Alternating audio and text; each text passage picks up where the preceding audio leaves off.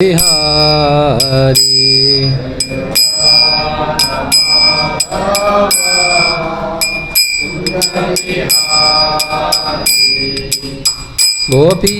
गोपीजनवल्लभ गिरिवरधारी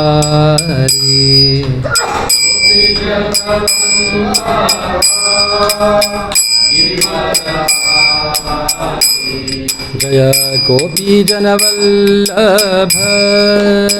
गिरिवरधारी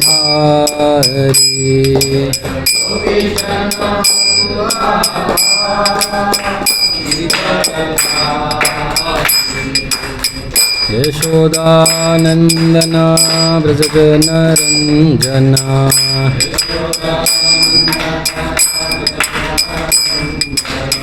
यशोदानन्दना व्रजजनरञ्जना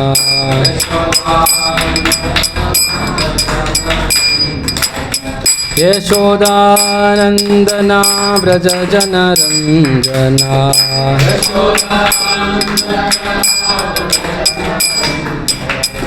यशोदानन्दना व्रजजनरञ्जना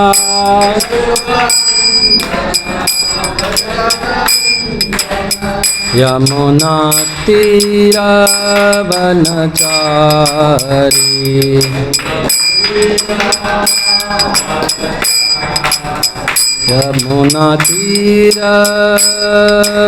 यमुनातीरवनचारी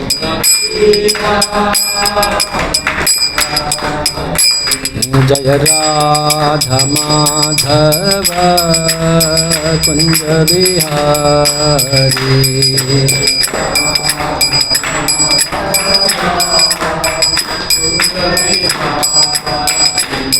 जय राधा माधव कुंज बिहारी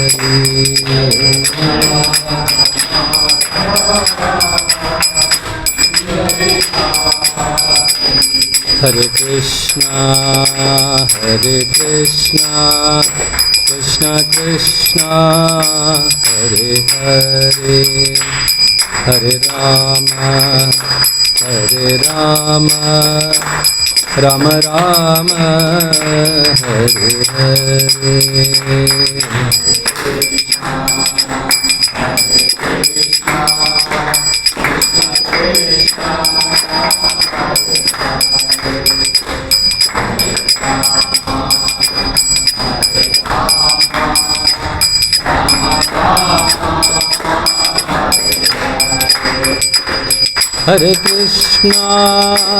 हरे Krishna Krishna Krishna Hare Hare Hare Ram Ram Ram Hare Hare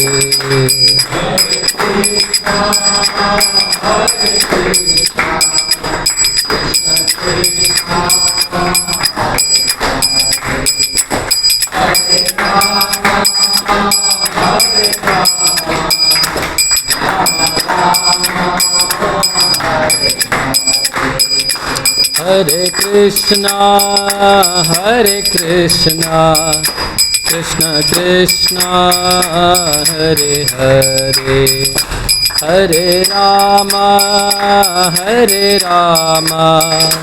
Ram Ram Hare Hare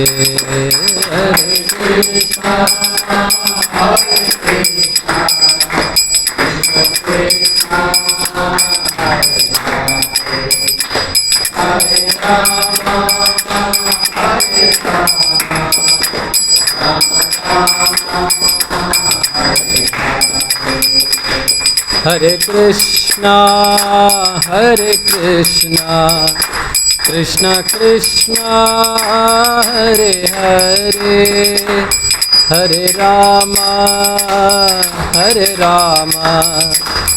Ram Ram Hare Hare Hare Krishna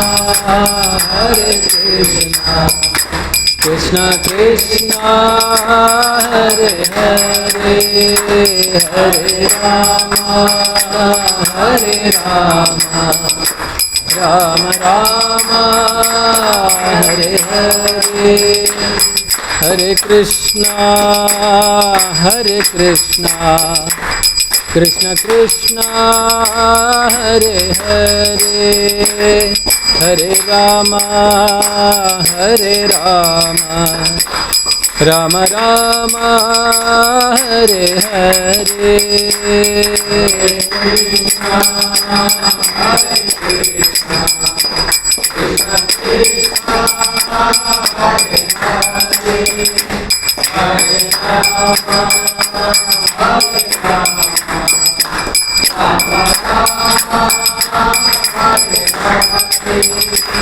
Jaya Radha Madhava Radha Madhava Radha Madhava Jaya Radhe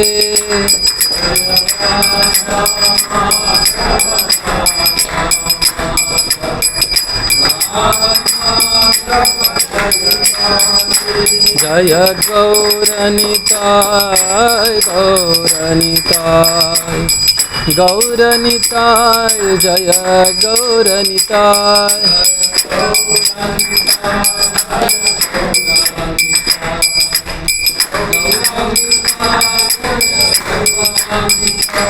Prabhupada Prabhupada Prabhupada Srila Prabhupada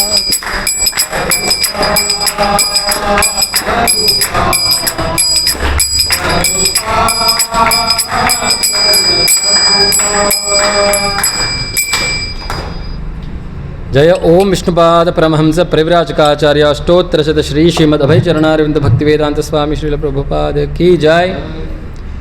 ISKCON BBT founder acharya saviour of the whole world Jagadguru Srila Prabhupada की जय। जय ओम विष्णुपाद परमहंस परिव्राजकाचार्य अष्टोत्तरशत श्री श्रीमद् भक्ति सिद्धांत सरस्वती ठाकुर श्रील प्रभुपाद की जय। निताय गौर प्रेमानंदे हरि हरि बोल। All glories to assembled devotees Hare Krishna. All glories to assembled devotees Hare Krishna. All glories to assembled devotees Hare Krishna. All glories to Shri Guru and Shri Gauranga. Guru Hari Bol. ಮೊದಲಿಗೆ ಪ್ರಾರ್ಥನೆ ಮಾಡ್ಕೊಳ್ಳೋಣ. ಓಂ ಅಜ್ಞಾನತಿಮಿರಂಧಸ್ಯ ಜ್ಞಾನಾಂಜನಶಲಾಕಯ ಚಕ್ಷುರುನ್ಮೀಲಿತಂ ಯೇನ ತಸ್ಮೈ ಶ್ರೀ ಗುರವೇ ನಮಃ. श्रीचैतन्यमनोभीष्टं स्थापितं येन भूतले स्वयं रूपः कदा मह्यं ददाति स्वपदान्तिकं वन्देऽहं श्रीगुरोः श्रीयुतापदकमलं श्रीगुरून् वैष्णवांश्च श्रीरूपं साग्रजातं सहगणरघुनाथान्वितं तं सजीवं साद्वैतं सावधूतं परिजनसहितं कृष्णचैतन्यदेवं श्रीराधाकृष्णपादान् सहगणललिता श्रीविशाखान्वितांश्च नमो ॐ विष्णुपादाय कृष्णप्रेष्ठाय भूतले श्रीमते भक्तिवेदान्तस्वामिन्निति नामिने। नमस्ते सारस्वते देवे गौरवाणी प्रचारिणे निर्विशेषशून्यवादी पाश्चात्यदेशतारिणे। नमो महावदान्याय कृष्णप्रेमप्रदायते कृष्णाय कृष्णचैतन्यनाम्ने गौरत्विषे नमः। हे कृष्णकरुणा सिन्धो दीनबन्धो जगत्पते गोपेश गोपिका कान्ता राधाकान्ता नमोऽस्तुते। तप्तकाञ्चन गौराङ्गी राधे वृन्दावनेश्वरी वृषभानुसुते देवी प्रणमामि हरिप्रिये। वाञ्छाकल्पतरुभ्यश्च कृपासिन्धुभ्य एव च पतितानां पावनेभ्यो वैष्णवेभ्यो नमो नमः। जय श्री कृष्ण चैतन्य प्रभु नित्यानंद श्री अद्वैत गदाधर श्रीवासादि गौरभक्तवृंद। हरे कृष्ण कृष्ण कृष्ण हरे हरे हरे राम राम राम हरे हरे। मुखं करोति वाचालं पङ्गुं लङ्घयते गिरिं यत्कृपातमहं वन्दे श्रीगुरून् दीनतारिणं परमानन्दमाधवं श्रीचैतन्य ईश्वरम्।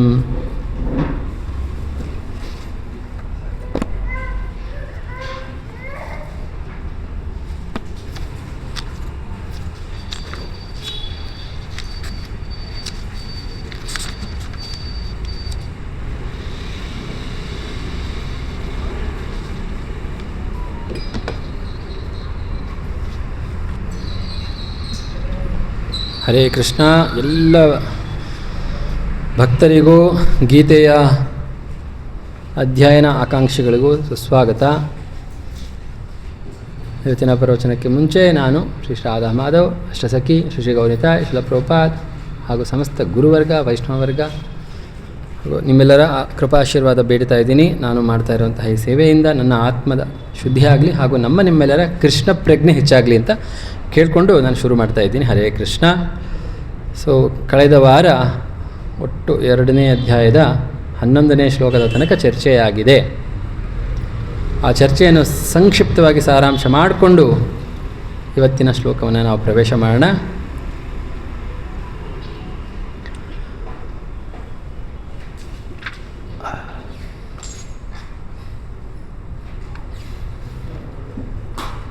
ಸಂಜಯ ಉವಾಚ. 9ನೇ ಶ್ಲೋಕದಲ್ಲಿ ಹೇಳ್ತಾ ಇದ್ದಾರೆ, ಅರ್ಜುನ ಶರಣಾಗತನಾಗ್ತಾನೆ ಕೃಷ್ಣನ ಮುಂದೆ. ಏಕೆಂದರೆ ಅವನಿಗೆ ಎಂತಹ ಗೊಂದಲಕ್ಕೆ ಒಳಗಾಗ್ತಾನೆ ಅಂತಂದರೆ, ಏನು ಮಾಡಬೇಕು ಅನ್ನೋದು ತೋಚೋದಿಲ್ಲ. ಏನು ಮಾಡಿದರೆ ನನಗೆ ನನ್ನ ಉದ್ಧಾರ ಆಗುತ್ತೆ ಅಥವಾ ನನಗೆ ಒಳ್ಳೆಯದಾಗತ್ತೆ ಅಥವಾ ನನ್ನಿಂದ ಇನ್ನೊಬ್ಬರಿಗೆ ಒಳ್ಳೆಯದಾಗತ್ತೆ ಅನ್ನೋದೆಲ್ಲ ಅವನಿಗೆ ಕನ್ಫ್ಯೂಸ್ ಆಗಿರುತ್ತೆ. ಆ ಒಂದು ಪರಿಸ್ಥಿತಿಗಳು, ಸನ್ನಿವೇಶಗಳು ನಿಮ್ಮೆಲ್ಲರ ಜೀವನದಲ್ಲೂ ನಾವು ಕಂಡಿರ್ತೀವಿ. ಸೊ ಆದ್ದರಿಂದ ಇದು ಕೇವಲ ಅರ್ಜುನಿಗೆ ಮಾತ್ರ ಆಗಿದ್ದಲ್ಲ, ಅರ್ಜುನ ನಮ್ಮ ಪ್ರತಿನಿಧಿ. ಹೇಗೆ ಇಂತಹ ಆಳವಾದ ಸಮಸ್ಯೆಗಳು ಬಂದಾಗ ಪುರುಷ ಪ್ರಯತ್ನ ಮಾತ್ರದಿಂದ ಪರಿಹಾರ ಸಾಧ್ಯವಾಗೋದಿಲ್ಲ. ಕೇವಲ ಸಂಕಟ ಬಂದಾಗ ಮಾತ್ರ ಭಗವಂತನಿಗೆ ಜ್ಞಾಪಿಸ್ಕೋಬಾರ್ದು. ಸಂಕಟ ಬಂದಾಗ ವೆಂಕಟರಮಣ ಅಂತ ಹೇಳ್ತಾರಲ್ಲ, ಸಂಕಟ ಬಂದಾಗ ಮಾತ್ರ ನೆನೆಸ್ಕೋಬಾರ್ದು. ಅಟ್ಲೀಸ್ಟ್ ಅವಾಗನ ನೆನಪಿಸ್ಕೊಳ್ಳಿ. ಆದರೆ ನಾವು ಕೃಷ್ಣನ ಜೊತೆ ನಿಕಟವಾದ ಸಂಬಂಧವನ್ನು ಇಟ್ಕೊಂಡಾಗ, ಹೇಗೆ ಅರ್ಜುನ ಕೃಷ್ಣನ ಜೊತೆ ಸಂಬಂಧ ಮುಂಚೆಯಿಂದಲೇ ಇಟ್ಕೊಂಡಿದ್ದ, ಆವಾಗ ಶರಣಾಗತನಾಗಲಿಕ್ಕೆ ಸುಲಭ ಆಯಿತು.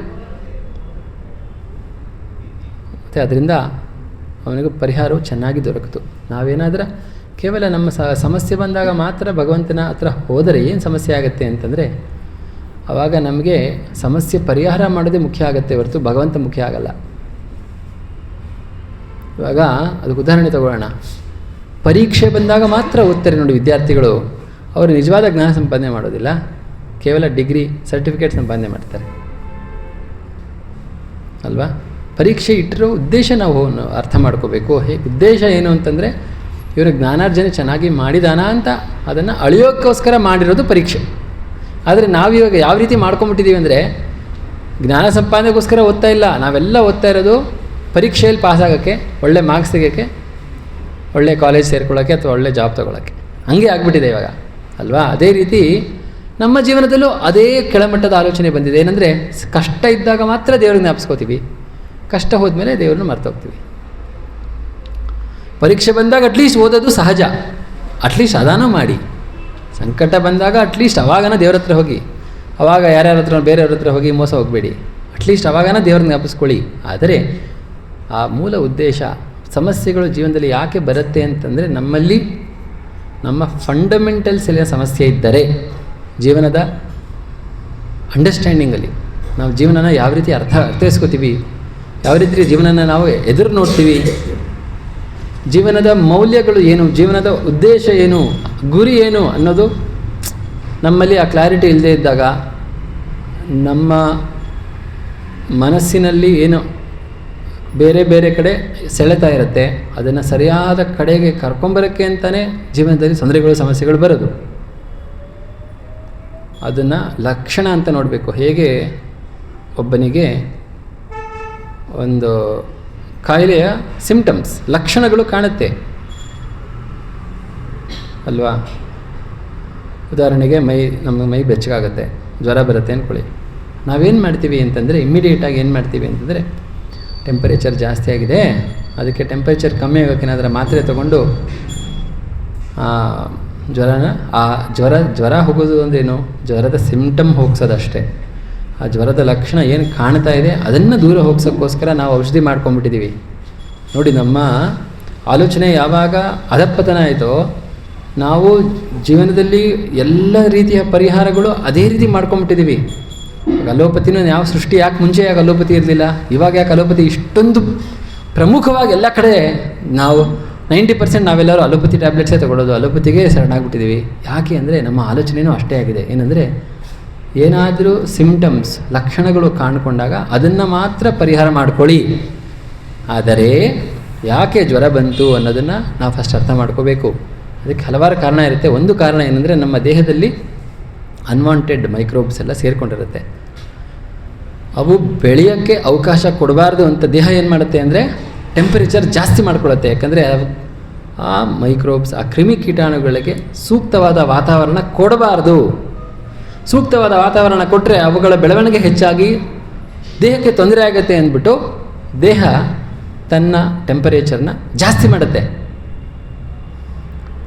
ಅದು ಒಳ್ಳೆಯದಾ ಕೆಟ್ಟದಾ? ಒಳ್ಳೆಯದು. ಆ ಕ್ರಿಮಿ ಕೀಟಾಣುಗಳು ನಾಶ ಆಗೋ ತನಕ ದೇಹದಲ್ಲಿ ಜ್ವರ ಇರೋದು ಒಳ್ಳೆಯದು. ಆದರೆ ನಾವೇನು ಮಾಡ್ತೀವಿ, ಅಯ್ಯೋ ಜ್ವರ ಬಂದುಬಿಟ್ಟಿದೆ ಅಂದ್ಬಿಟ್ಟು ಆ ಟೆಂಪರೇಚರ್ನ ಹೋಗಿಸ್ಬಿಡ್ತೀವಿ. ಅವಾಗ ಏನು ಮಾಡಿತು ಪರಿಹಾರ? ಏನೂ ಆಗಲಿಲ್ಲ. ಆ ಕ್ರಿಮಿ ಕೀಟಾಣುಗಳಿಗೆ ಇನ್ನೂ ಚೆನ್ನಾಗಿ ಬೆಳವಣಿಗೆ ಆಗೋಕ್ಕೆ ನಮ್ಮ ದೇಹದಲ್ಲಿ ಅವಕಾಶ ಮಾಡಿಕೊಟ್ಟಂಗೆ ಆಯಿತು. ಅಷ್ಟೇ ಆಗಿರೋದು. ಅದೇ ರೀತಿ ನಮ್ಮ ಜೀವನದಲ್ಲಿ ಬರೋ ಸಮಸ್ಯೆಗಳಿಗೆ ನಾವು ಆ ಸಮಸ್ಯೆ ಯಾಕೆ ಬಂತು ಅಂತ ಅರ್ಥ ಮಾಡ್ಕೊಳ್ಳದೆ ಕೇವಲ ಆ ಸಮಸ್ಯೆಗೆ ತಾತ್ಕಾಲಿಕವಾದ ಪರಿಹಾರಗಳನ್ನು ಹುಡುಕೊಂಡು ಈ ತಾತ್ಕಾಲಿಕ ಪರಿಹಾರಗಳೇ ನನ್ನ ಸಮಸ್ಯೆನ ಬಗೆಹರಿಸ್ತಾ ಇರಬೇಕಾದ್ರೆ ಭಗವಂತ ಯಾಕೆ ಬೇಕು ನನಗೆ ಅನ್ನೋ ರೀತಿಗೆ ಹೋಗ್ಬಿಟ್ಟಿದ್ದೀವಿ ಆಲೋಚನೆ. ಅವಾಗೇನಾಗತ್ತೆ ಅಂದರೆ ನಮ್ಮ ಜೀವನದ ಆ ಮೂಲಭೂತವಾದ ಗುರಿಯಾಗಿರಬಹುದು, ಉದ್ದೇಶ ಆಗಿರ್ಬೋದು, ಯಾವುದೂ ಇರಲ್ಲ ನಮಗೆ. ಸುಮ್ಮನೆ ಜೀವನ ಮಾಡು, ಎಲ್ಲ ನಮ್ಮ ಮೈಕೈ ನೋವು ಬಂದರೆ ಅಲ್ಲಿ ಒಂದು ಏನಾದರೂ ಮುಲಾಮ್ ಹಚ್ಕೋ, ಸರಿಯಾಗು, ಆಮೇಲೆ ಎಲ್ಲರೂ ಹೆಂಗೆ ಜೀವನ ನಡೆಸ್ತಾರೋ ನಾನು ಹಂಗೆ ನಡೆಸ್ಕೊಂಡು ಹೋಗೋದು. ಅಷ್ಟೇ ಆಗಿಬಿಟ್ಟಿದೆ ಜೀವನ ಅಲ್ವಾ? ಅರ್ಥನ ಕಳ್ಕೊಂಬಿಟ್ಟಿದೆ. ಈಗ ಆಧುನಿಕ ಈ ಫಾಸ್ಟ್ ಪೇಸ್ಡ್ ಲೈಫ್ ಅಂತ ಏನು ಹೇಳ್ತೀವಿ, ಇದು ಒಂದು ಅರ್ಥವನ್ನೇ ಕಳ್ಕೊಂಬಿಟ್ಟಿದೆ. ಸುಮ್ಮನೆ ಏನೋ ಬದುಕಬೇಕು ಅಂತ ಬದುಕ್ತಾ ಇದ್ದೀವಿ, ಎಲ್ಲರೂ ಬದುಕಬೇಕು ಅಂತ ಬದುಕ್ತಾ ಇದ್ದೀವಿ, ನಾವು ಹಂಗೆ ಮಾಡ್ತಾಯಿದ್ದೀವಿ. ಹಾಗಾಗ್ಬಿಟ್ಟಿದೆ. ಆದರೆ ಅರ್ಜುನ ಅಂತಹ ಕ್ಲಿಷ್ಟವಾದ ಸಮಯ ಅಂದರೆ final exam, 10th standard final exam ನಾಳೆ ಇದ್ದಾಗ ಕೂತ್ಕೊಂಡು ಅವನು ಪ್ರಶ್ನೆ ಕೇಳ್ತಾನೆ. ನಾಳೆನೂ ಅಲ್ಲ, ಅರ್ಧ ಗಂಟೆಲಿದೆ ಅನ್ನುವಾಗ ಜೀವನದ ಫಂಡಮೆಂಟಲ್ ಕ್ವಶನ್ಸ್ ಕೇಳ್ತಾ ಇದ್ದಾನೆ ಕೃಷ್ಣನಿಗೆ. ಅಂದರೆ ಎಲ್ಲರೂ ಬಂದು ಯುದ್ಧಕ್ಕೆ ನಿಂತ್ಕೊಂಡಿರಬೇಕಾದ್ರೆ ಯಾವ ರೀತಿ ಯೋಚನೆ ಮಾಡಬೇಕು ಅದನ್ನು ಬಿಟ್ಟು ಏನೇನೋ ಯೋಚನೆ ಮಾಡ್ತಾ ಇದ್ದಾನೆ. ಅದಕ್ಕೆ ಅಂತಹ ಒಂದು ಕ್ಲಿಷ್ಟವಾದ ಮನೋವ್ಯಾಧಿ ಅರ್ಜುನಿಗಿದೆ ಇವಾಗ, ಸಾಧಾರಣವಾಗಿರೋದಲ್ಲ. ಯಾಕಂದರೆ ಸಾಮಾನ್ಯವಾಗಿ ಯಾರು ತುಂಬ ಬುದ್ಧಿವಂತರಿರ್ತಾರೋ ಅವರ ಸಮಸ್ಯೆಗಳು ತುಂಬ ಕಠಿಣವಾಗಿರುತ್ತೆ ಸಾಲ್ವ್ ಮಾಡೋಕ್ಕೆ. ಅರ್ಜುನ ತುಂಬ ಬುದ್ಧಿವಂತ, ತುಂಬ ಜ್ಞಾನವಂತ, ತುಂಬ ಗುಣವಂತ, ಎಲ್ಲವೂ ತುಂಬ ಇದ್ದಾಗ ಅವನ ಸಮಸ್ಯೆನ ಯಾರು ಬೇರೆಯವರು ಪರಿಹಾರ ಮಾಡೋಕ್ಕಾಗ್ತಾ ಇರಲಿಲ್ಲ. ಯಾಕಂದರೆ ಅದಕ್ಕೆ ಉತ್ತರ ತುಂಬ ಸಮರ್ಪಕವಾಗಿ ಟು ದ ಪಾಯಿಂಟ್ ಕೊಡಬೇಕಿತ್ತು. ಅದು ಕೊಡೋಕ್ಕೆ ಒಬ್ರಿಗೆ ಮಾತ್ರ ಯೋಗ್ಯತೆ ಇತ್ತು. ಯಾರದು? ಕೃಷ್ಣ. ಏವ ಮುಕ್ತ ಹೃಷಿಕೇಶಂ ಗುಡಾಕೇಶ ಪರಂತಪ ನ ಯೋತ್ಸ್ಯ ಇತಿ ಗೋವಿಂದ ಮುಕ್ತ ತೂಷ್ಣೀಂ ಬಭುವಃ. ಈ ಥರ ಹೇಳಿ ಋಷಿಕೇಶನಿಗೆ ಉದ್ದೇಶಿಸಿ ಗುಡಾಕೇಶನಾದಂತಹ ಅರ್ಜುನ, ಅವನಿಗೆ ಪರಂತಪ ಅಂತಲೂ ಕರಿತಾ ಇದ್ದಾರೆ, ಗುಡಾಕೇಶ ಅಂತ ಕರಿತಾ ಇದ್ದಾರೆ. ನಯೋತ್ಸ್ಯ ಇತಿ ಗೋವಿಂದ ಮುಕ್ತ. ಗೋವಿಂದಂ ಅಂದರೆ ಕೃಷ್ಣನಿಗೆ ಹೇಳಿ ನಾನು ಯುದ್ಧ ಮಾಡೋದಿಲ್ಲ ಅಂತ ಹೇಳಿ ಸುಮ್ಮನೆ ಆಗಿಬಿಟ್ಟ ಅಂತ ಹೇಳ್ತಾ ಇದ್ದಾರೆ. ಅದಕ್ಕೆ ಆಚಾರ್ಯರು ಹೇಳ್ತಾರೆ,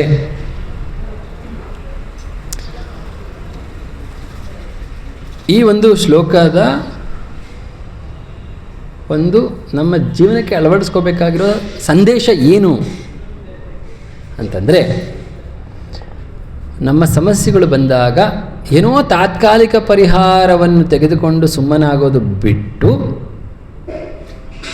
ನಾವು ಭಗವಂತನ ಕಡೆ ತಿರುಗಿಕೊಂಡ್ರೆ ಆ ಸಮಸ್ಯೆಗಳಂತೂ ಪರಿಹಾರ ಆಗೇ ಆಗುತ್ತೆ. ಇವತ್ತಲ್ಲ ನಾಳೆನೋ ಪರಿಹಾರ ಆಗೇ ಆಗುತ್ತೆ. ಪರ್ಮನೆಂಟ್ ಆಗಂತೂ ಆ ಸಮಸ್ಯೆ ಇರೋದಿಲ್ಲ. ಆದರೆ ತುಂಬ ಮುಖ್ಯವಾಗಿ ಏನಾಗುತ್ತೆ ಅಂತಂದರೆ, ನಮ್ಮ ಜೀವನದ ನಿಜವಾದ ಗುರಿಯನ್ನು ನಾವು ತಲುಪೋದು. ಆ ಮೂಲ ಉದ್ದೇಶ ಏನು, ಯಾವುದಕ್ಕೋಸ್ಕರ ಈ ಜಗತ್ತನ್ನೇ ಭಗವಂತ ಸೃಷ್ಟಿ ಮಾಡಿದ್ದಾನೆ, ಅದರ ಮೂಲ ಉದ್ದೇಶವನ್ನು ನಾವು ಕಂಡುಹಿಡಿಯಬಹುದು, ಅದನ್ನು ಅಳವಡಿಸ್ಕೋಬಹುದು.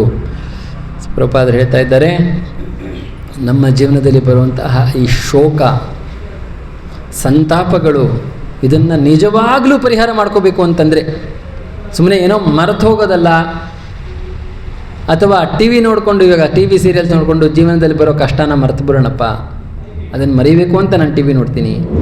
ಅಟ್ಲೀಸ್ಟ್ ಆ ಟಿ ವಿ ನೋಡೋ ಟೈಮಲ್ಲಿ ನಾನು ಜೀವನದ ಕಷ್ಟಗಳನ್ನು ಮರೆತು ಸ್ವಲ್ಪ ನೆಮ್ಮದಿಯಾಗಿ ಖುಷಿಯಾಗಿರ್ತೀನಪ್ಪ ಅಂತ ಎಷ್ಟೋ ಜನ ಹೇಳಿರ್ಬೋದು, ನೀವು ಕೇಳಿರ್ಬೋದು. ಸೊ ಸಮಸ್ಯೆಗಳನ್ನು ಮರೆಯೋದ್ರಿಂದ ಸಮಸ್ಯೆ ಪರಿಹಾರ ಆಗಲಿಲ್ಲ. ಸಮಸ್ಯೆ ಪರಿಹಾರ ಆಗಬೇಕು ಅಂದರೆ ಅದಕ್ಕೆ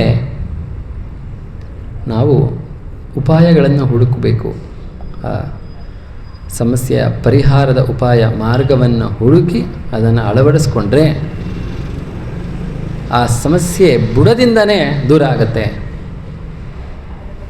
ಹಾಗಿದ್ರೆ ಕೃಷ್ಣ ಭಕ್ತರ ಜೀವನದಲ್ಲಿ ಕಷ್ಟಗಳು ಸಮಸ್ಯೆಗಳು ಬರೋದಿಲ್ವಾ ಅಂತ ಪ್ರಶ್ನೆ ಮಾಡಬಹುದು.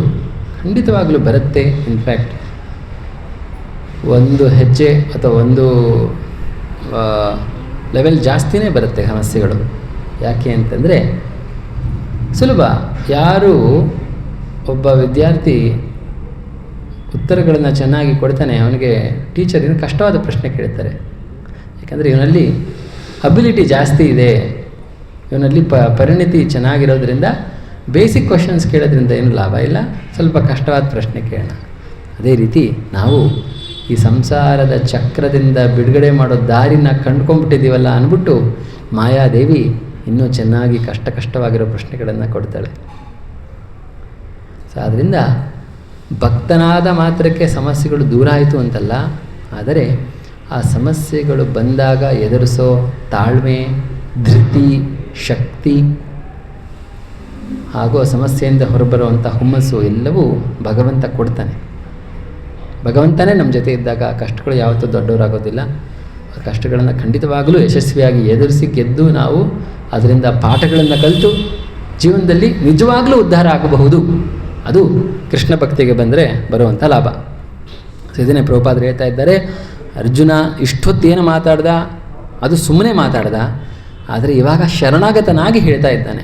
ಕೃಷ್ಣನಿಗೆ ಶರಣಾಗತನಾಗ್ಬಿಟ್ಟ, ಆಮೇಲೆ ಹೇಳ್ತಾ ಇದ್ದಾನೆ ನಾನು ಯುದ್ಧ ಮಾಡಲ್ಲ ಅಂತ. ಯಾಕೆಂದರೆ ಇವಾಗ ಅವನೇನು ಹೇಳಿದ್ರು ಅವನ ಎದುರುಗಡೆ ಇರುವಂತಹ ಅವನ ಗುರು ಅವನಿಗೆ ಸರಿಯಾದ ಮಾರ್ಗವನ್ನು ಕೊಡುವಂತಹ ನಂಬಿಕೆ ಅವನಿಗೆ ಬಂದಿದೆ. ಇವಾಗ ಕೃಷ್ಣಂಗೆ ಇಲ್ಲಿ ತನಕ ಅವನು ಕೃಷ್ಣಂಗೆ ಏನೂ ಪ್ರಶ್ನೆ ಕೇಳಲಿಲ್ಲ, ತಾನೇ ಬಡಬಡಿಸ್ಕೊಂಡ, ಏನೇನೋ ಹೇಳ್ದ, 5-6 ಕಾರಣಗಳನ್ನ ಕೊಟ್ಟ ಯಾಕೆ ಯುದ್ಧ ಮಾಡಬಾರ್ದು ಅಂತ.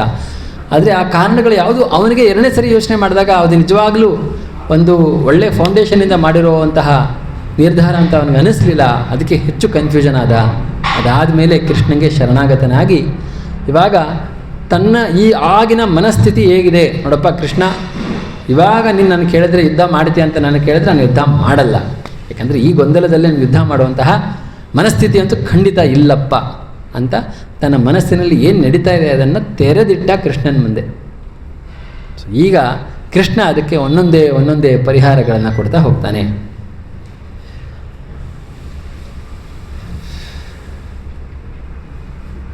ತಮುವಾಚ ಹೃಷಿಕೇಶ ಪರಹಸನ್ನಿವ ಭಾರತ ಸೇನೆಯೋರುಭಯೋರ್ ಮಧ್ಯೆ ವಿಷೀದಂತಮಿದಂ ವಚಃ. 2 ಸೇನೆಗಳ ಮಧ್ಯೆ ತುಂಬ ವಿಷಾದದಿಂದ ಕೂಡಿದಂತಹ ಅರ್ಜುನನಿಗೆ ಈ ಮಾತನ್ನು ಋಷಿಕೇಶನಾದ ಕೃಷ್ಣ ಹೇಳ್ತಾನೆ. ಯಾವ ರೀತಿ ಹೇಳ್ತಾನೆ ಅಂದರೆ ಪ್ರಹಸನ್ನಿವ ಭಾರತ. ಪ್ರಹಸನ್ನಿವ ಅಂತಂದರೆ ಕೃಷ್ಣ ಮುಗುಳ್ನಗೆ ಬೀರ್ತಾ ಇದ್ದಾನೆ. ಯಾವ ಕಾರಣಕ್ಕೆ ಮುಗುಳ್ನಗೆ ಬೀರ್ತಾ ಇದ್ದಾನೆ ಕೃಷ್ಣ ಅಂತಂದರೆ, ಒಂದು,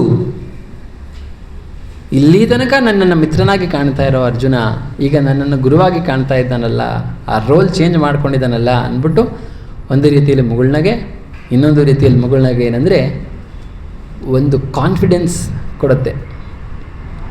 ಇವಾಗ ನಾನು ತುಂಬ ಒಂದು ದುಃಖದಿಂದ ಯಾರತನಾದ್ರೂ ಹೋದರೆ ಅವನು ನಮ್ಮ ಜೊತೆ ಅಳ್ತಾ ಕೂತ್ಕೊಂಡ್ಬಿಟ್ರೆ ಅಯ್ಯೋ ಏನಪ್ಪ ಅವ್ನಿಗೇನು ಪರಿಹಾರ ಕೊಡ್ತಾನೆ ಅಂತ. ಅದೇ ಯಾರೋ ನಾವು ಮನೋವೈದ್ಯರ ಹತ್ರ ಹೋಗ್ಬಿಟ್ಟು ನನ್ನ ಕಷ್ಟಗಳನ್ನೆಲ್ಲ ಚೆನ್ನಾಗಿ ಹೇಳ್ಕೊಂಡಾಗ ಅವ್ರ ಮುಗುಳ್ನಕ್ಕೂ ತಲೆ ಕೆಡಿಸ್ಕೊಬೇಡಪ್ಪ ಇದಕ್ಕೆ ಪರಿಹಾರ ಇದೆ ಅಂತ ಹೇಳಿದ್ರೆ ಒಂದು ರೀತಿಯಲ್ಲಿ ಕಾನ್ಫಿಡೆನ್ಸ್ ಬರುತ್ತೆ. ಹೌದು, ನನ್ನ ಸಮಸ್ಯೆ ಪರಿಹಾರ ಇದೆ, ಒಳ್ಳೆ ಪರಿಹಾರ ಇದೆ ಅನ್ನೋ ಕಾನ್ಫಿಡೆನ್ಸ್ ಬರುತ್ತೆ. ಸರಿಯಾದ ವ್ಯಕ್ತಿ ಹತ್ರ ಹೋಗಿದ್ದೀವಿ ಅಂತ ಒಂದು ನಂಬಿಕೆ ಬರುತ್ತೆ. ಆ ರೀತಿಯಾಗಿ ಕೃಷ್ಣ ಅಪಹಾಸ್ಯ ಮಾಡಿದ್ದಲ್ಲ ಅದು. ಪ್ರಹಸನ್ ಅಂದರೆ ಅವನು ಮುಗುಳ್ನಗೆಯಿಂದ ಒಂದು ಕಾನ್ಫಿಡೆನ್ಸ್ ಕೊಡುವಂತಹ ನಗುವನ್ನು ಕೃಷ್ಣ ಕೊಡ್ತಾನೆ. ಮತ್ತು ಪ್ರಭುಪಾದರು ಹೇಳ್ತಾ ಇದ್ದಾರೆ, ಸೇನೆಯೋರು ಭಯೋರ್ ಮಧ್ಯೆ ವಿಷೀದಂತಮಿದಂ ವಚಃ.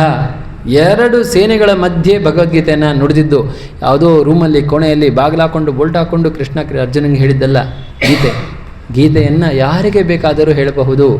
ಇಂತಹ ಜಾತಿ ವಯೋಮಿತಿ ಯಾವುದೂ ಇಲ್ಲ. ಪುರುಷರಾಗಿರ್ಬೋದು, ಸ್ತ್ರೀಯರಾಗಿರ್ಬೋದು, ವಯಸ್ಕರಾಗಿರ್ಬೋದು, ಎಳೆ ಮಕ್ಕಳಾಗಿರಬಹುದು. ಇನ್ಫ್ಯಾಕ್ಟ್ ಪ್ರಹ್ಲಾದ ಮಹಾರಾಜರು ಗರ್ಭವತಿ ಆಗಿದ್ದಂತಹ ಅವನ ತಾಯಿಯ ಗರ್ಭದಲ್ಲೇ ಕೇಳಿಸ್ಕೊಂಡ್ರು.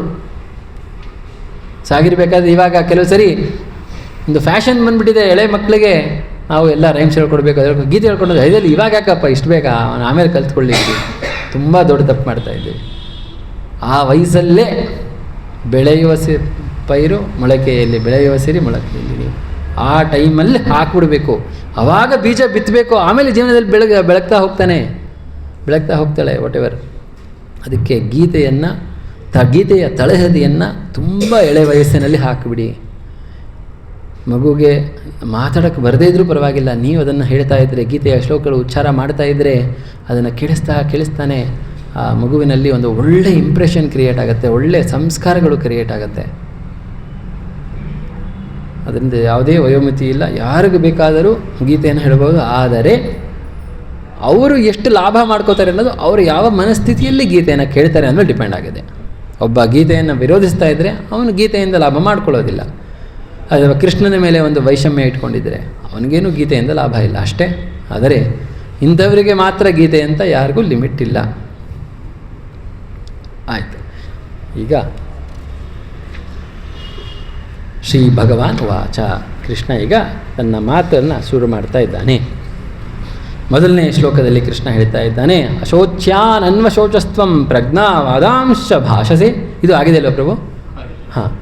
ಗತಾಸೂನ ಗತಾಸೂಂಶ್ಚ ನಾನು ಶೋಚಂತಿ ಪಂಡಿತಾಹ ಅಂತ ಕೃಷ್ಣ ಹೇಳ್ತಾ ಇದ್ದಾನೆ. ನೋಡಪ್ಪ, ನೀನು ತುಂಬ ಪಂಡಿತನ ಥರ ಮಾತಾಡ್ತಾ ಇದೆಯಾ, ತುಂಬ ಜ್ಞಾನಿ ಥರ ಏನೇನೋ ಹೇಳ್ತಾ ಇದೆಯಾ.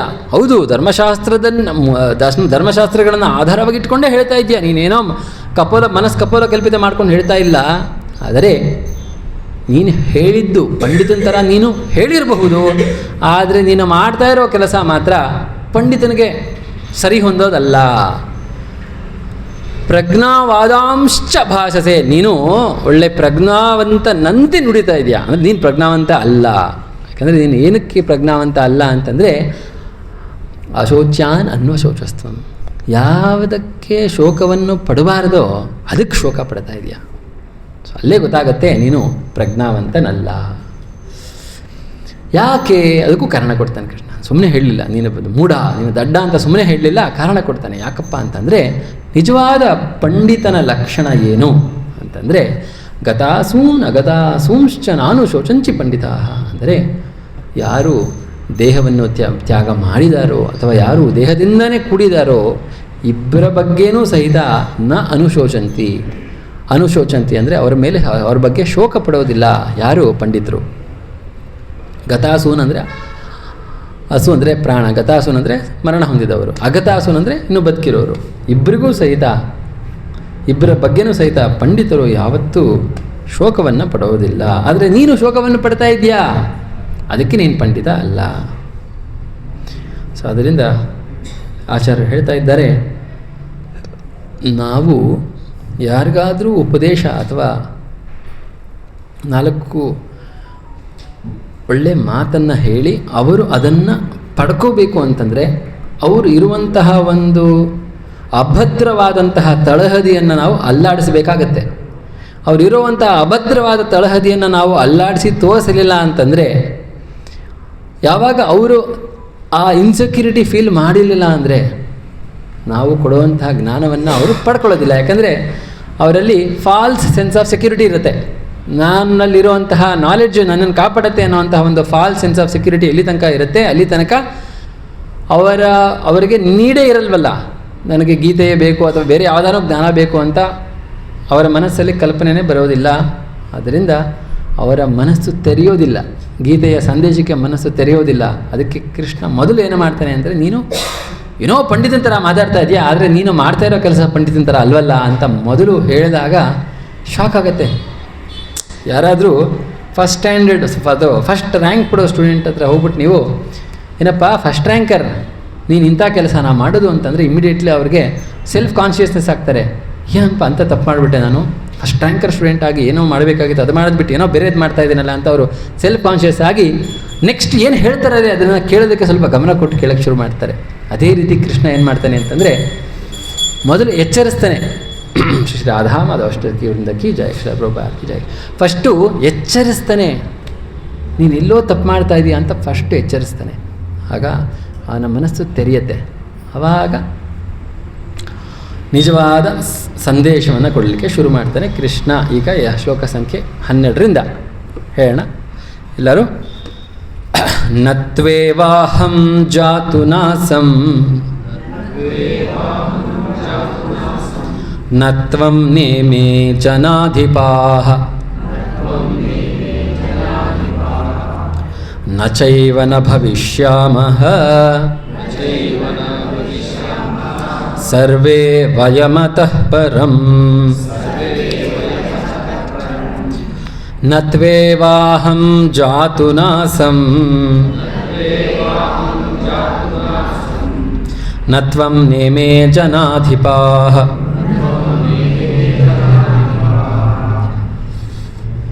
ನ ಚೈವ ನ ಭವಿಷ್ಯಾಮಃ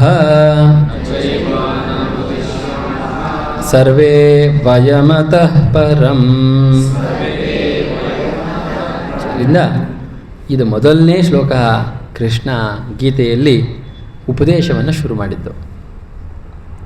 ಇಲ್ಲಿ ತನಕ ಬೇರೆ ಒಂದೆರಡು ಮಾತುಗಳನ್ನು ಆಡಿದ್ದ, ಆದರೆ ಉಪದೇಶವನ್ನು ಶುರು ಮಾಡಿದ್ದಿಲ್ಲ. ಈಗ ಮೊದಲನೇ ಶ್ಲೋಕದಲ್ಲಿ ಕೃಷ್ಣ ಅವನ ಕಡೆಯಿಂದ ಉಪದೇಶವನ್ನು ಶುರು ಮಾಡಿದ್ದು. ಮೊದಲನೇ ಶ್ಲೋಕ ಏನು ಹೇಳ್ತಾ ಇದ್ದಾನೆ ಕೃಷ್ಣ ಅನ್ನೋದು ತುಂಬ ಅರ್ಥಗರ್ಭಿತವಾದ ಮಾತುಗಳು. ಈ ಒಂದು ಶ್ಲೋಕವನ್ನು ನಾವು ಚೆನ್ನಾಗಿ ಅರ್ಥ ಮಾಡಿಕೊಂಡ್ರೆ ನಮ್ಮ ಆಧ್ಯಾತ್ಮ ಜ್ಞಾನ ಅಥವಾ ಆತ್ಮಜ್ಞಾನದ ಒಳ್ಳೆ ಫೌಂಡೇಶನ್ ಆಗುತ್ತೆ. ಈ ಶ್ಲೋಕ ತುಂಬ ಇಂಪಾರ್ಟೆಂಟ್ ಶ್ಲೋಕ ಇದು. ಏನು ಹೇಳ್ತಾ ಇದ್ದಾರೆ ಕೃಷ್ಣ ಅಂತಂದರೆ, ನ ತು ನ ತ್ವೇವಾಹಂ ಅಂದರೆ ತು ಏವ ಅಹಂ, ನ ತು ಏವ ಅಹಂ ಜಾತು ನ ಅಸಂ. ಏನಪ್ಪ ಇದರ ಅರ್ಥ ಅಂತಂದರೆ, ನ ಅಂದರೆ ಯಾವತ್ತೂ ಇಲ್ಲ, ನಾಟ್ ಇಲ್ಲ. ನ ಅಂದರೆ, ತು ಅಂದರೆ ಬಟ್ ಅಂತ, ಆದರೆ ಅಂತ, ಏವ ಅಂದರೆ ಖಂಡಿತವಾಗ್ಲೂ, ಅಹಂ ನಾನು. ಕೃಷ್ಣ ಹೇಳ್ತಾ ಇದ್ದಾನೆ, ಕೇಳಿಸ್ಕೊಳ್ಳಿ. ಅಹಂ ಅಂದರೆ ನಾನು ಅಂತ ಕೃಷ್ಣ ಹೇಳ್ತಾ ಇದ್ದಾನೆ. ಒಂದೊಂದು ಮಾತು ಇಲ್ಲಿ ತುಂಬ ತೂಕವಾದ ಮಾತು. ಜಾತು ಯಾವ ಕಾಲದಲ್ಲಿಯೂ, ನ ಅಸಂ ಅಸಂ ನ ಆಸಂ. ಆಸಂ ಅಂದರೆ ಅಸ್ತಿತ್ವದಲ್ಲಿದ್ದೆ, ನ ಆಸಂ ಅಂದರೆ ಅಸ್ತಿತ್ವದಲ್ಲಿ ಇರೋದಿಲ್ಲ. ನ ಎರಡು ಸರಿ ನ ಇದೆ, ಆಯಿತಾ. ನ ತು ಏವ ಅಹಂ ಜಾತು ನ ಅಸಂ ನ ಆಸಂ ನ ತ್ವಂ ನ ಇಮೇ ಜನಾಧಿಪಾಃ. ನ ತ್ವಂ, ತ್ವಂ ಅಂದರೆ ಅರ್ಜುನ, ನ ಅಂದರೆ ನಾಟ್, ನ ತ್ವಂ ನ ಇಮೇ, ಇಮೇ ಅಂದರೆ ಇವರೆಲ್ಲ, ಜನಾಧಿಪಾಃ ರಾಜರುಗಳು. ನ ತ್ವೇವಾಹಂ ಜಾತು ನಾಸಂ ನ ತ್ವಂ ನೇಮೇ ಜನಾಧಿಪಾಃ ನ ಚೈವ ನ ಚ ಏವ.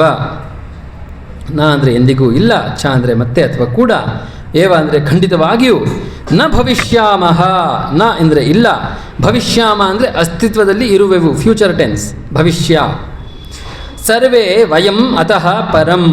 ಸರ್ವೇ ಅಂದರೆ ನಾವೆಲ್ಲ, ವಯಂ ನಾವೆಲ್ಲರೂ, ಅತಃ ಪರಂ ಇನ್ನು ಮುಂದೆ.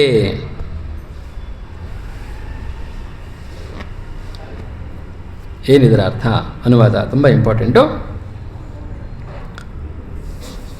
ನಾನು ಇರಲಿಲ್ಲ, ನ ಅಹಂ,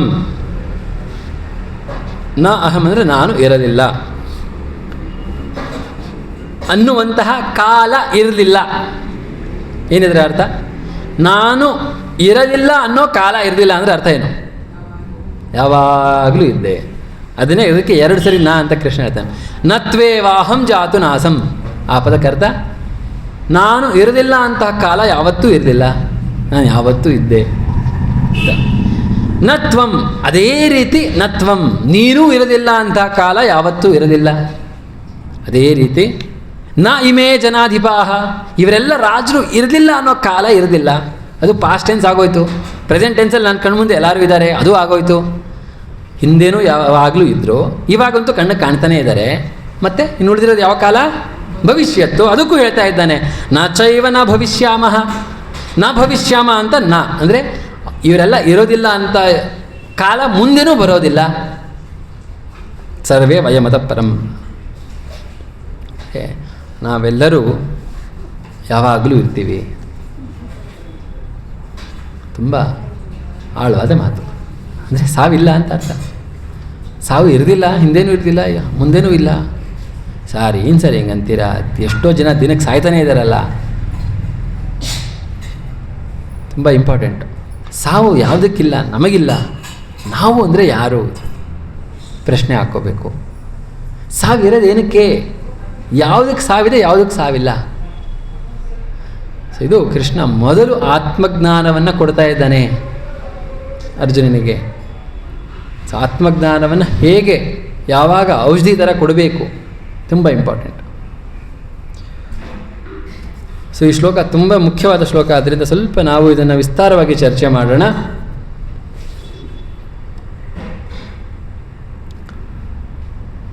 ಕಠೋಪನಿಷತ್ತಿನಲ್ಲಿ ಒಂದು ಶ್ಲೋಕವನ್ನು ಪ್ರಭುಪಾದರು ಹೇಳ್ತಾ ಇದ್ದಾರೆ. ನಿತ್ಯೋ ನಿತ್ಯಾನಾಂ ಚೇತನಾನಾಂ ಏಕೋ ಬಹೂನಾಂ ಯೋ ವಿದಧಾತಿ ಕಾಮಾನ್ ತಮಾತ್ಮಸ್ಥಂ ಏನು ಪಶ್ಯಂತಿ ಧೀರಾಸ್ ತೇಷಾಂ ಶಾಂತಿ ಶಾಶ್ವತಿ ನೇತರೇಷಾಂ. ಏನು ಶ್ಲೋಕದ ಅರ್ಥ ಅಂತಂದರೆ, ನಿತ್ಯೋ ನಿತ್ಯಾನಾಂ, ಎಲ್ಲರೂ ನಿತ್ಯರು. ನಿತ್ಯರು ಅಂದ್ರೇನು? ಯಾವತ್ತೂ ಸಾವಿಲ್ಲ, ಎಲ್ಲರೂ ನಿತ್ಯರು. ನಿತ್ಯೋ ನಿತ್ಯಾನಾಂ, ಎಲ್ಲ ನಿತ್ಯರಲ್ಲೂ ಇನ್ನೊಬ್ಬ ನಿತ್ಯನಿದ್ದಾನೆ. ನಿತ್ಯ ನಿತ್ಯಾನಾಂ ಅಂದರೆ ಏನಿದರ ಅರ್ಥ? ಸ್ವಲ್ಪ ಆಳವಾಗಿ ಯೋಚನೆ ಮಾಡಿ ಹೇಳಿ, ಏನಿದರ ಅರ್ಥ? ನಿತ್ಯೋ ನಿತ್ಯಾನಾಮ್ ಅಂದರೆ ಅರ್ಥ ಏನು? ಬರೀ ನಿತ್ಯಾನಾಮ್ ಅಂತ ಹೇಳ್ಬೋದಾಗಿತ್ತಲ್ಲ, ನಿತ್ಯೋ ನಿತ್ಯಾನಾಮ್ ಅಂತ ಯಾಕೆ ಹೇಳ್ತಾ ಇದ್ದಾರೆ?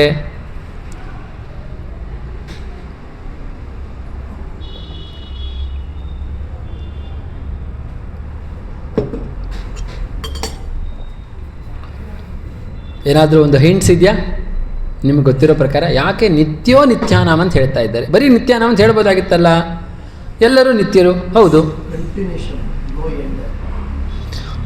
ಇದರ ಅರ್ಥ ಏನು? ನಿತ್ಯಾನಾಂ ನಿತ್ಯ ಅಂದರೆ ಎಲ್ಲ ನಿತ್ಯರಲ್ಲೂ ಒಬ್ಬ ನಿತ್ಯನಿದ್ದಾನೆ, ಅಥವಾ ಸ್ವಲ್ಪ ಅವನನ್ನು ಡಿಸ್ಟಿಂಗ್ವಿಷ್ ಮಾಡ್ತಾ ಇದ್ದಾರೆ. ನಿತ್ಯ, ನಿತ್ಯಾನಾಂ ನಿತ್ಯ, ಎಲ್ಲರೂ ನಿತ್ಯರೇ, ಅದು ಇನ್ನೊಬ್ಬ ಸ್ವಲ್ಪ ಸ್ಪೆಷಲ್ ನಿತ್ಯ. ಯಾರದು? ಹಾಂ, ದೇವರು. ಚೇತನಃ ಚೇತನಾನಾಂ, ಎಲ್ಲರೂ ಚೇತನರೇ, ಎಲ್ಲರೂ ಚೇತನಾತ್ಮರೇ. ಆದರೆ ಇನ್ನೊಬ್ಬ ವಿಶೇಷ ಏನು? ಚೇತನಃ ಚೇತನಾನಾಂ. ಯಾಕೆ ವಿಶೇಷ ಅನ್ನೋದು ಮುಂದಿನ ಲೈನಲ್ಲಿ ಹೇಳ್ತಾ ಇದ್ದಾರೆ. ಯಾಕೆ ವಿಶೇಷ ಗೊತ್ತಾ? ಏಕೋ ಬಹೂನಾಂ ಯೋ ವಿದಧಾತಿ ಕಾಮಾನ್. ಅರೆ, ಎಲ್ಲರ ಆಸೆ ಬಯಕೆಗಳನ್ನು ಪೂರೈಸ್ತಾನೆ ಇವನು. ಅದಕ್ಕೋಸ್ಕರ ಇವನಿಗೆ ಏಕೋ ಬಹೂನಾಂ, ಎಲ್ಲರೂ ಇದ್ದಾರೆ, ಆದರೆ ಇನ್ನೊಬ್ಬ ವಿಶೇಷ. ಯಾಕೆ ಇವನು ವಿಶೇಷ ಅಂತಂದರೆ ಎಲ್ಲರ ಬಯಕೆಗಳನ್ನು, ಕಾಮನೆಗಳನ್ನು ಪೂರೈಸ್ತಾನೆ. ಯೋ ವಿದಧಾತಿ ಕಾಮಾನ್.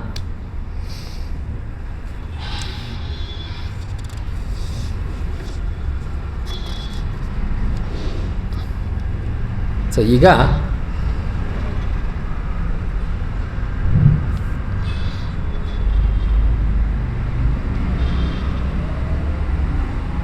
ಮುಂದಿನ, ಸೊ ಇದರಲ್ಲಿ ಒಂದು ಪಾಯಿಂಟ್ ನಾನು ಮುಖ್ಯವಾಗಿ ಹೇಳೋಕ್ಕೆ ಇಷ್ಟಪಟ್ಟಿದ್ದೇನು ಅಂತಂದರೆ, ಭಗವಂತನೂ ನಿತ್ಯನೇ, ನಾವೆಲ್ಲರೂ ನಿತ್ಯರೇ, ಆದರೆ ಭಗವಂತ ಸ್ವಲ್ಪ ಸ್ಪೆಷಲ್.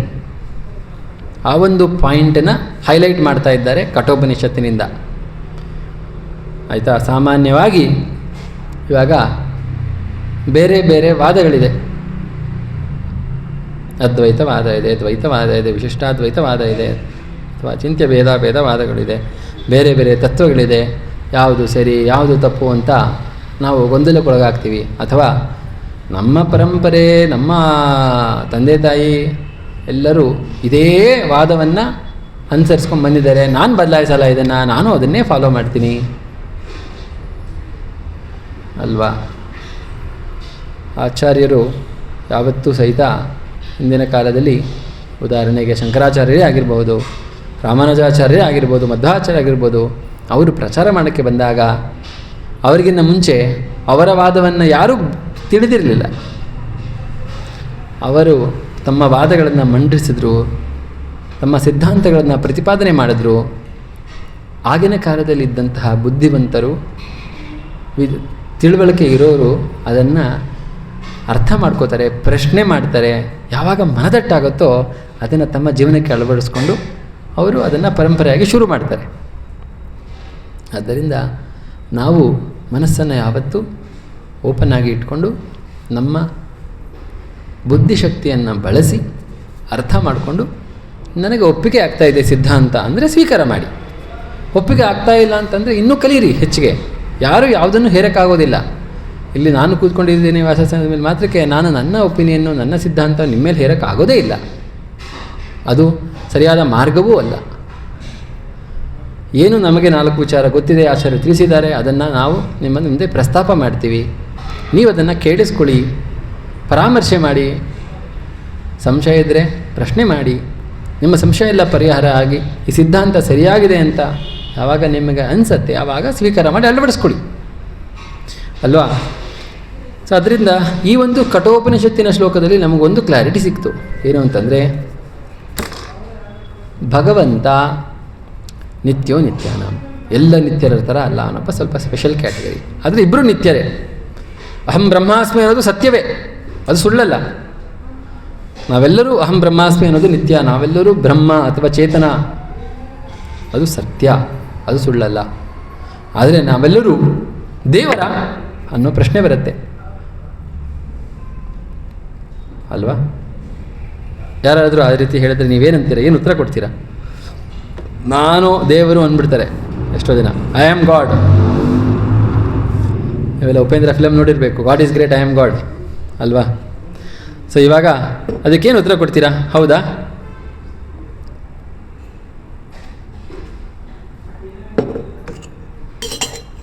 ಐ ಆಮ್ ಗಾಡ್ ಅನ್ನೋದು ನಿಮ್ಮ ಪ್ರಕಾರ ಅಲ್ಲ, ಸರಿಗಿರ್ಬೋದು, ತಪ್ಪಿರ್ಬೋದು, ಏನೋ ಯೋಚನೆ ಮಾಡಬೇಡಿ, ಚರ್ಚೆ ಮಾಡೋಣ. ನಿಮ್ಮ ಅನಿಸಿಕೆ ಪ್ರಕಾರ ಅದು ಸತ್ಯವಾ ಸುಳ್ಳ?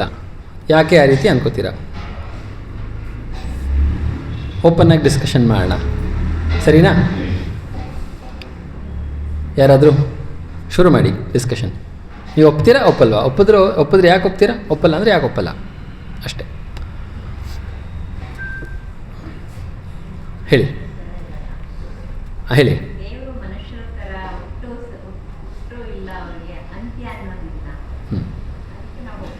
ಅದಕ್ಕೆ ನಾವು ಒಪ್ಪಲ್ಲ. ಸರಿ, ಆಯಿತು, ನೀವು ಹೇಳಿ ಪ್ರಭು. ಹಾಂ ಹೇಳಿ. ಪರಮಾತ್ಮ ಇರ್ತಾರೆ, ಆದರೆ ನಮಗೆ ಅಜ್ಞಾನ ಇರೋದ್ರಿಂದ ಅದು ನಮಗೆ ರಿಯಲೈಸ್ ಆಗಲ್ಲ. ಸೊ ಜ್ಞಾನದ ಮುಖಾಂತರ ನಾವು ಭಗವಂತನ ಪಡ್ಕೋಬೋದು. ಭಗವಂತನ ಪಡ್ಕೋಬೋದು. ಆದರೆ ಇಲ್ಲಿ ಪ್ರಶ್ನೆ ಇರೋದು ಸ್ವಲ್ಪ ಡಿಫರೆಂಟು. ನೀವು ಭಗವಂತನ ಅನ್ನೋ ಪ್ರಶ್ನೆ. ನಿಮ್ಮೊಳಗಡೆ ಭಗವಂತ ಇದ್ದಾನೆ, ಅದು ಇನ್ನೊಂದು ಟಾಪಿಕ್, ಕಾನ್ಸೆಪ್ಟ್ ಆಯಿತು. ನೀವೇ ಭಗವಂತನ, ನೀವೇ ಪರಮಾತ್ಮನ ಅನ್ನೋದು ಪ್ರಶ್ನೆ. ಅದಕ್ಕೆ ಏನು ಉತ್ತರ ಕೊಡ್ತೀರಾ? ಹೌದಾ ಅಲ್ವಾ? ಅಲ್ಲ, ನಿಮ್ಮ ಒಂದು ಅಭಿಪ್ರಾಯ ಇತ್ತು. ಸರಿ ತಪ್ಪು ಅನ್ನೋದೆಲ್ಲ ಸೈಡ್ಗೆ ಇರೋಣ ಸದ್ಯಕ್ಕೆ. ನಿಮ್ಮ ತಿಳುವಳಿಕೆ ಪ್ರಕಾರ ನೀವೇನು ಅರ್ಥ ಮಾಡ್ಕೊಂಡಿದ್ದೀರ ಅದನ್ನು ಹೇಳಿ ಸಾಕು. ಅಲ್ಲ ಅಂತೀರಾ ಅಲ್ವಾ? ಯಾಕಲ್ಲ ಅಂತೀರಾ? ಏನಕ್ಕಂದರೆ ನಾವು ಭಗವಂತ ಆದರೆ ಯಾವುದು ವೀಕ್ನೆಸ್ ಇರಲ್ಲ, ಸ್ಟ್ರೆಂತ್ ಇರುತ್ತೆ. ಆದರೆ ನಮ್ಮೊಳಗೆ ಎಷ್ಟೊಂದು ವೀಕ್ನೆಸ್ ಇರುತ್ತೆ, ಮತ್ತು ಕೆಟ್ಟ ಗುಣಗಳಿರುತ್ತೆ. ಸೊ ಭಗವಂತ ಆಗುತ್ತೆ. ಸರಿ, ಆಯಿತು. ನೀವೇನಂತೀರಾ? ಹಾಂ,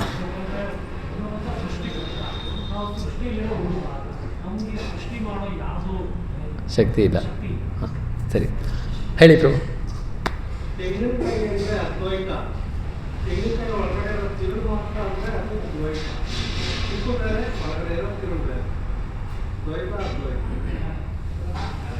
ಸರಿ, ಅಲ್ಲ, ಈ ಪ್ರಶ್ನೆಗೆ ನೀವು ಉತ್ತರ ಅಂದರೆ ನಾವು ಪರಮಾತ್ಮನ ಅಲ್ವಾ ಅನ್ನೋ ಪ್ರಶ್ನೆಗೆ ಉತ್ತರ ಕೊಡಿ. ಅಂದರೆ ನೀವು ಹೇಳಿದ್ದು ಚೆನ್ನಾಗಿದೆ ಎಕ್ಸಾಂಪಲ್ಲು. ಅಲ್ಲ, ನೀವು ಸಿದ್ಧಾಂತ ಎಕ್ಸಾಂಪಲ್ ಚೆನ್ನಾಗಿ ಕೊಟ್ಟಿದ್ದೀರಾ. ಪ್ರಶ್ನೆಗೆ ನೀವೇ ಪರಮಾತ್ಮನ ಅಥವಾ ಅಲ್ವಾ ಅನ್ನೋಕ್ಕೆ ಒಂದು ಪ್ರಶ್ನೆಗೆ ನಿಮ್ಮ ಅಭಿಪ್ರಾಯ ಹೌದಾ ಅಲ್ವಾ? ಕೇಳಿಸಿಲ್ಲ? ಹಾಂ, ಅಂದರೆ ನಾನೇ ಪರಮಾತ್ಮ ಅಂತ ಹೇಳ್ತಾ ಇದ್ದೀರಾ. ಸರಿ, ಆಯಿತು, ಹೇಳಿ.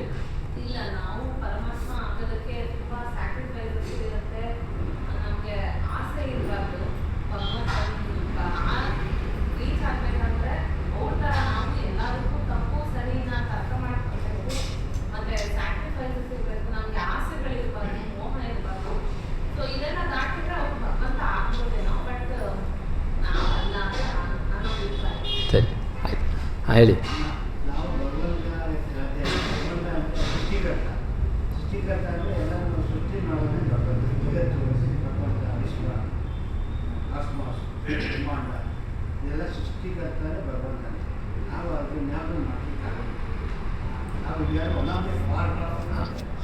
ನಾವು ಸೃಷ್ಟಿ ಆದವರು, ಅವನು ಸೃಷ್ಟಿಕರ್ತ. He is creator, we are created. ಸರಿ. ಕೆಲವರು ಮನುಷ್ಯನಾಗಿ ಹುಟ್ಟಿ ದೇವರಾಗಿದ್ದಾರೆ. ಅಂದರೆ ನನ್ನ ಅಭಿಪ್ರಾಯ, ನಾನು ಅನ್ನೋದು ಹೋದ್ರೆ ನಾವು ದೇವರಾಗಬಹುದೇನೋ. ರಾಘವೇಂದ್ರ ಸ್ವಾಮಿ ಇರ್ಬೋದು, ಚಂಡಿ ಸಾಯಿಬಾಬಾ ಇರ್ಬೋದು, ಇವರೆಲ್ಲ ದೇವರು ಅಂತಾನೆ ನಾವು ಒಪ್ಕೊಂಡಿದ್ದೀವಿ. ಅವರೆಲ್ಲ ಮನುಷ್ಯನಾಗೆ ಹುಟ್ಟಿದ್ರು. ಅಂದರೆ ಅವರು ನಮ್ಮಲ್ಲಿ ಇದ್ದಂತಹ ಪ್ರತಿಯೊಂದು ಏನು ಇದೆಯಲ್ಲ ಅದನ್ನೆಲ್ಲ ತೊರೆದ ಮೇಲೆ ಅವರು ಒಂದು ದೇವಸ್ಥಾನಕ್ಕೆ ತಲುಪುದು. ಓಕೆ, ಹಾಂ ಹೇಳಿ. ಭಗವಂತ 6 ಸಂಪತ್ತುಗಳನ್ನು ಹೊಂದಿದ್ದಾನೆ. ಹಾಂ. ಆ ರೀತಿ ಯಾರ ಹೆಸರಿನ ಆಡಿಸುವುದಕ್ಕೆ ಅದಕ್ಕೆ ಸಾಧ್ಯ ಇಲ್ಲ. ಸರಿ, ಆಯಿತು. ಸೊ ಎಕ್ಸಾಂಪಲ್ ಮಾವಿನಹಣ್ಣು, ಮಾವಿನಹಣ್ಣು ವಾಟೆ ಹಣ್ಣು ಅಂದರೆ ಬೇರೆ, ವಾಟೆ ಇದೆ ಮಾವಿನಹಣ್ಣಿನ. ಸೊ ಭಗವಂತ ಇಸ್ ಎ ಸೃಷ್ಟಿಕರ್ತ, ವಾಟೆ ಇಸ್ ಎ ಸೃಷ್ಟಿಕರ್ತ. ಸೊ ನಾವು ಅವನು ಇದೇ ಭಗವಂತ ಆಗೋ ಚಾನ್ಸ್ ಇಲ್ಲ. ಸೊ ಇರಬೇಕು ಅಂತ. ಹಾಂ, ಸರಿ, ಆಯಿತು. ಪರಮಾತ್ಮಿ ಅಂತ ಹಾಂ, ಮನುಷ್ಯನಲ್ಲಿ ಒಳ್ಳೆ ಗುಣಗಳಿದ್ರೆ ಭಗವಂತ ಆಗ್ಬೋದು. ಸರಿ, ಆಯಿತು. ಯಾರೋ ಕೈ ಎತ್ತಿದ್ರಿ, ಹೇಳಬೇಕು ಅಂತಿದೆ. ಸರಿ, ತುಂಬ ವಿವಿಧತೆಯಿಂದ ಕುರಿತು ನೀವು ಕೊಟ್ಟಂತಹ ಉತ್ತರಗಳು.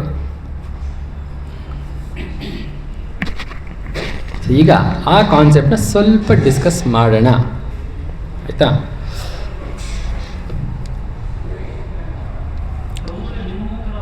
ಅದೇ ನಾನು ಅದನ್ನು ಅಭಿಪ್ರಾಯ ಥರ ಹೇಳೋದಿಲ್ಲ, ಶಾಸ್ತ್ರದ ಒಂದು ಆಧಾರದಲ್ಲಿ ಚರ್ಚೆ ಮಾಡ್ತೀನಿ.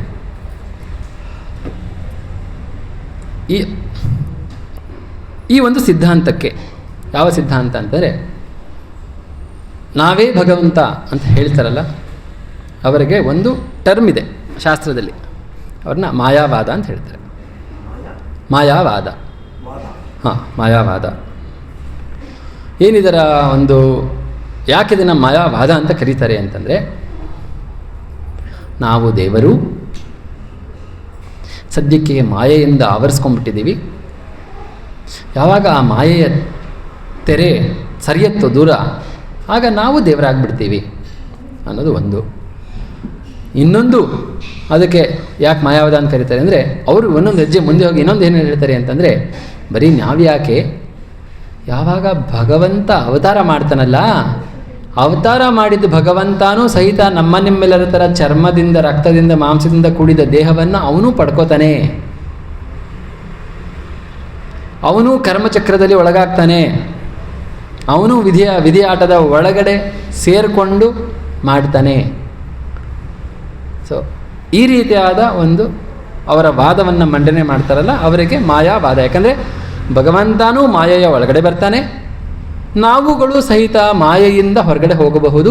ಹೊರಗಡೆ ಹೋದಾಗ ನಾವು ಭಗವಂತನಾಗ್ತೀವಿ. ಅದಕ್ಕೋಸ್ಕರ ಇದಕ್ಕೆ ಮಾಯಾವಾದ ಅಂತ ಕರೀತಾರೆ. ಸರಿ, ಈಗ ಮಾಯಾವಾದದ ಒಂದು ಎಕ್ಸಾಂಪಲ್ ಕೊಡ್ತಾರೆ ಅವರು. ಏನು ಎಕ್ಸಾಂಪಲ್ ಕೊಡ್ತಾರೆ ಅಂತಂದರೆ, ಸುಮಾರು ಎಕ್ಸಾಂಪಲ್ಸ್ ಕೊಡ್ತಾರೆ. ಒಂದು ಕೊಡೋ ಎಕ್ಸಾಂಪಲ್ ಏನಂತಂದರೆ, ನೀವು ಒಂದು ಸಮುದ್ರಕ್ಕೆ ಹೋಗ್ತೀರಾ, ಒಂದು ಮಡಕೆಯಲ್ಲಿ ನೀವು ನೀರನ್ನು ತಗೋತೀರಾ, ಆಯಿತಾ? ಮಡಕೆ ಒಳಗಡೆನೂ ನೀರಿದೆ, ಮಡಕೆ ಹೊರಗಡೆನೂ ನೀರಿದೆ. ನಾವೆಲ್ಲ ಜೀವಾತ್ಮರೆಲ್ಲ ಮಡಕೆ ಒಳಗಡೆ ಇರೋ ನೀರು ಥರ. ಭಗವಂತ ಆ ಸಾಗರದ ವಿಶಾಲವಾದ ಸಾಗರ ಇದ್ದಂಗೆ. ಯಾವಾಗ ಈ ಮಾಯೆ ಅನ್ನೋ ಮಡಕೆನ ನಾವು ಒಡ್ಕೋತೀವಿ, ಆಗ ನಾವು ಮಡಕೆ ಒಳಗಡೆ ಇರೋ ನೀರು, ಹೊರಗಡೆ ಇರೋ ನೀರೆಲ್ಲ ಒಂದಾಗತ್ತೆ, ನಾವು ಭಗವಂತ ಆಗ್ತೀವಿ ಅನ್ನೋದು ಅವ್ರು ಕೊಡುವಂಥ ಒಂದು ಉದಾಹರಣೆ. ಸೊ ಏನು ಹೇಳ್ತಾರೆ ಅಂತಂದರೆ, ಆತ್ಮ ಅನ್ನೋದು ಪರಮಾತ್ಮನಿಂದ ಬೇರ್ಪಟ್ಟಿದೆ ಮತ್ತು ಮಾಯೆಯಿಂದ ಕೂಡಿದೆ. ಹೇಗೆ ಒಂದು ಮಡಕೆಯಿಂದ ಆವರಿಸ್ಕೊಂಡಿದೆ ನೀರು, ರೈಟ್? ಪರಮಾತ್ಮನಿಂದ ಬೇರ್ಪಟ್ಟು ಮಾಯೆಯ ಒಳಗಡೆ ಸೇರಿಕೊಂಡಿದೆ ಯಾವುದು? ಜೀವಾತ್ಮ. ಆಯಿತಾ?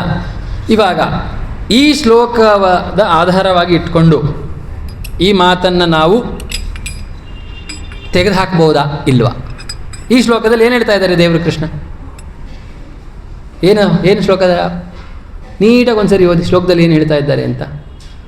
ನತ್ವೇವಾಹಂ ಜಾತು ನಾಸಂ ನತ್ವಂ ನೇಮೇ ಜನಾಧಿಪಾಹ. ಏನಿದರ ಅರ್ಥ?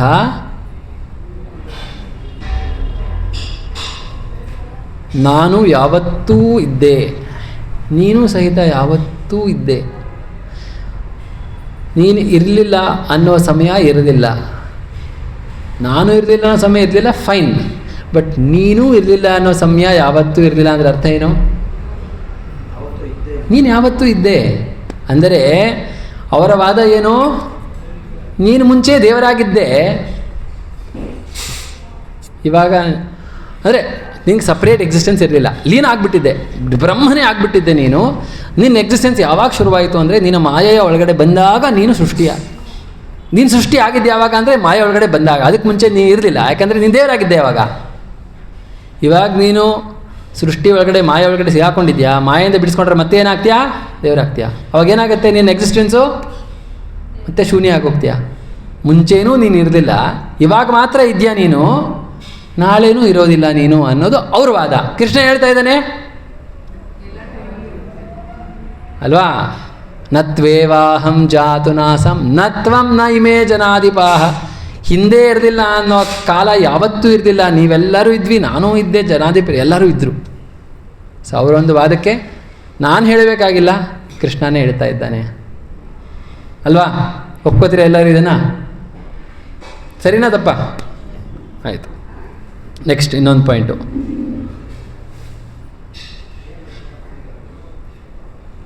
ಅವರ ಒಂದು ಆರ್ಗ್ಯುಮೆಂಟ್ ಪ್ರಕಾರ ಅದು ಮಡಕೆ ಯಾವಾಗ ಒಡೆದೋಗುತ್ತೆ ಆವಾಗ ಮತ್ತೆ ಆ ನೀರೆಲ್ಲ ಹೋಗಿ ಸೇರಿಕೊಂಡು ಅವಾಗೇನಾಗುತ್ತೆ? ಅವರ ಆರ್ಗ್ಯುಮೆಂಟ್ ಪ್ರಕಾರ ಮಡಕೆ ಒಳಗಡೆ ಇರೋ ನೀರು ಮಡಕೆ ಹೊರಗಡೆ ಇರೋ ನೀರಿಗೆ ಭೇದ ಭಾವ ಕಂಡಿಡಿಯೋಕ್ಕಾಗಲ್ಲ, ಎಲ್ಲ ಒಂದೇ ಆಗಿಬಿಡುತ್ತೆ. ಒಳ್ಳೆ ಅವ್ರು ಕೊಡೋ ಎಕ್ಸಾಂಪಲ್ ಮಾತ್ರ ತುಂಬ ಚೆನ್ನಾಗಿದೆ. ಹೌದೇನಪ್ಪ, ನಿಜವಾಗ್ಲೂ ಸತ್ಯನೇನೋ ಅಂತ ಅನಿಸ್ಬಿಡ್ಬೇಕು, ಅಷ್ಟು ಚೆನ್ನಾಗಿರೋ ಎಕ್ಸಾಂಪಲ್ಸ್ ಕೊಡ್ತಾರೆ. ಆಯಿತಾ? ಗೀತೆಯಲ್ಲಿ ಒಂದು ಉತ್ತಮವಾದ ಶ್ಲೋಕವಿದೆ. 2ನೇ ಅಧ್ಯಾಯದಲ್ಲೇ ಹೇಳ್ತೀವಿ ಆ ಶ್ಲೋಕ. ಏನಪ್ಪ ಶ್ಲೋಕ ಅಂತಂದರೆ, ನೈನಂ ಛಿಂದಂತಿ ಶಸ್ತ್ರಾಣಿ ನೈನಂ ದಹತಿ ಪಾವಕಃ ನ ಚೈನಂ ಕ್ಲೇದಯಂತ್ಯಾಪೋ ನ ಶೋಷಯತಿ ಮಾರುತಃ ಅಚ್ಛೇದ್ಯೋಯಮದಾಹ್ಯೋಯಂ ಅಕ್ಲೇದ್ಯೋಶ್ಯೋಷ್ಯ ಏವ ಚ ನಿತ್ಯಃ ಸರ್ವಗತಸ್ಥಾಣುರ್ ಅಚಲೋಯಂ ಸನಾತನಃ. ಇಲ್ಲೇ ಬಂತು ಶ್ಲೋಕ. ಏನು ಈ ಶ್ಲೋಕ ಹೇಳ್ತಾ ಇದೆ ಅಂತಂದರೆ, ನೈನಂ ಛಿಂದಂತಿ ಶಸ್ತ್ರಾಣಿ, ಯಾವುದೇ ಶಸ್ತ್ರ ತೊಗೊಂಡ್ರೆ ನೀನು ಇದನ್ನು ಮುರಿಯೋಕ್ಕಾಗಲ್ಲ. ಯಾವುದನ್ನು? ಆತ್ಮವನ್ನು. ನೈನಂ ಛಿಂದಂತಿ ಶಸ್ತ್ರಾಣಿ ನೈನಂ ದಹತಿ ಪಾವಕಃ, ಯಾವುದೇ ರೀತಿಯಾದ ಅಗ್ನಿ ತಗೊಂಡು ಸುಡೋಕ್ಕಾಗಲ್ಲ ಇದನ್ನು. ನಚೈನಂ ಕ್ಲೇದಯಂತ್ಯಾಪೋ, ಯಾವುದೇ ನೀರನ್ನು ತೊಗೊಂಡು ಇದನ್ನು ತೇವ ಮಾಡೋಕ್ಕಾಗಲ್ಲ. ಆಮೇಲೆ ನ ಶೋಷಯತಿ ಮಾರುತಃ, ನೀವು ಎಷ್ಟೇ ಗಾಳಿ ಬೀಸಿದ್ರೂ ಇದು ಒಣಗೋಗೋದಿಲ್ಲ. ಅಂದರೆ ಆತ್ಮ ಇಮ್ಯೂಟೇಬಲ್, ಅದನ್ನು ನೀವು ಬದಲಾಯಿಸೋಕ್ಕಾಗಲ್ಲ, ಅವ್ಯಯ. ಅದು ಅವ್ಯಯ, ನೀವು ಅದನ್ನು ಹೆಂಗಿದೆಯೋ ಹಂಗೆ ಇರುತ್ತೆ. ಅದರ ಸ್ಟೇಟ್ ಎಟರ್ನಲ್, ಸನಾತನಃ ನಿತ್ಯ ಸರ್ವಗತ ಸ್ಥಾಣುರ್ ಅಚಲೋಯಂ ಸನಾತನಃ. ನಿತ್ಯವೂ ಹೌದು. ನಿತ್ಯ ಅಂದರೆ ಅದು ನಿತ್ಯ ಅಂತ ಹೇಳಿದ್ನಲ್ಲ ಶ್ಲೋಕ, ಅಲ್ಲೇನು ಹೇಳ್ತಾ ಇದೆ? ಆತ್ಮ ನಿತ್ಯ. ರೀ ಹೌದು, ಯಾವ ಸ್ಟೇಟಲ್ಲಿದೆಯೋ ಅದೇ ಸ್ಟೇಟಲ್ಲಿರುತ್ತೆ. ಅಚ್ಛೇದ್ಯೋಯಮದಾಹ್ಯೋಯಂ ಅಕ್ಲೇದ್ಯೋ ಶೋಷ್ಯ ಏವ ಚ. ಅದರ ಸ್ಟೇಟ್ ಚೇಂಜ್ ಮಾಡೋಕ್ಕಾಗೋದಿಲ್ಲ, ಅವ್ಯಯ ಅದು. ಅಚಲೋಯಂ, ಅಚಲ ಅಂದರೆ ಇಲ್ಲ ಅರ್ಥ ಅದೇ, ನೀನೇನು ಅದನ್ನು ಬದಲಾಯಿಸೋಕ್ಕಾಗಲ್ಲ ಅಂತ ಅರ್ಥ. ಸನಾತನಃ, ಶಾಶ್ವತ. ಸೊ ನೀನು ನಿನ್ನ ಎಕ್ಸಿಸ್ಟೆನ್ಸ್ನ ಡಿಸಾಲ್ವ್ ಮಾಡ್ಕೊಂಡ್ಬಿಡ್ತೀಯಾ, ನೀನು ನಿನ್ನ ಅಸ್ತಿತ್ವವನ್ನು ಕಳ್ಕೋತೀಯ. ಅಂದರೆ ಏನಾಯಿತು? ಆತ್ಮ ಲೀನವಾಗೋಯ್ತು ಅಂದರೆ, ಅದು ಕಳ್ಕೊಂಬಿಡ್ತು ಅಂದರೆ no more, existence is no more ಅಲ್ವಾ? ಇಲ್ಲೇನು ಹೇಳ್ತಾ ಇದ್ದಾರೆ ಗೀತೆಯಲ್ಲಿ? ಸನಾತನಃ. ಮತ್ತು ಆತ್ಮವನ್ನು ನೀನು ಬದಲಾಯಿಸೋಕ್ಕೆ ಸಾಧ್ಯ ಇಲ್ಲ ಅಂತ ಹೇಳ್ತಾ ಇದ್ದಾರೆ. ಯಾವುದೇ ರೀತಿಯಾದ ವಸ್ತುವಿನಿಂದ ಆತ್ಮನ್ನು ನೀನು ಬದಲಾಯಿಸೋಕ್ಕೆ ಸಾಧ್ಯನೇ ಇಲ್ಲ. ಸೊ ಅಲ್ಲಿಗೆ ಆ ಒಂದು ಆರ್ಗ್ಯುಮೆಂಟ್, ವಾದ ಏನಿದೆ ಅದಕ್ಕೂ ಹುರುಳಿಲ್ಲ ಅಂತ ಸ್ಥಾಪನೆ ಆಯಿತು ಗೀತೆಯಿಂದನೇ. ಇನ್ನೊಂದು ಆರ್ಗ್ಯುಮೆಂಟ್ ಅವರು ಕೊಡ್ತಾರೆ. ಏನಪ್ಪ ಆರ್ಗ್ಯುಮೆಂಟ್ ಅಂದರೆ, ನಿಮಗೆಲ್ಲ ಯಾಕೊತ್ತಾ ವ್ಯಕ್ತಿತ್ವ ಇದೆ, ನೀವು ಮಾಯೆಯಿಂದ ಬಂಧಿಯಾಗಿದ್ದೀರಾ, ನಿಮ್ಮನ್ನು ಮಾಯೆ ಆವರಿಸ್ಕೊಂಡಿದೆ. ಮಾಯೆ ಆವರಿಸ್ಕೊಂಡಿರೋದ್ರಿಂದ ಎಲ್ಲಿ ತನಕ ಮಾಯೆ ಆವರಣ ನಿಮ್ಮಲ್ಲಿ ಇರುತ್ತೆ ಅಲ್ಲಿ ತನಕ ನಿಮ್ಮ ವ್ಯಕ್ತಿತ್ವವು ಇರುತ್ತೆ, ಅಲ್ಲಿ ತನಕ ಮಾತ್ರ ಇರುತ್ತೆ ಅಂತ ಹೇಳ್ತಾರೆ. ಇದಕ್ಕೆ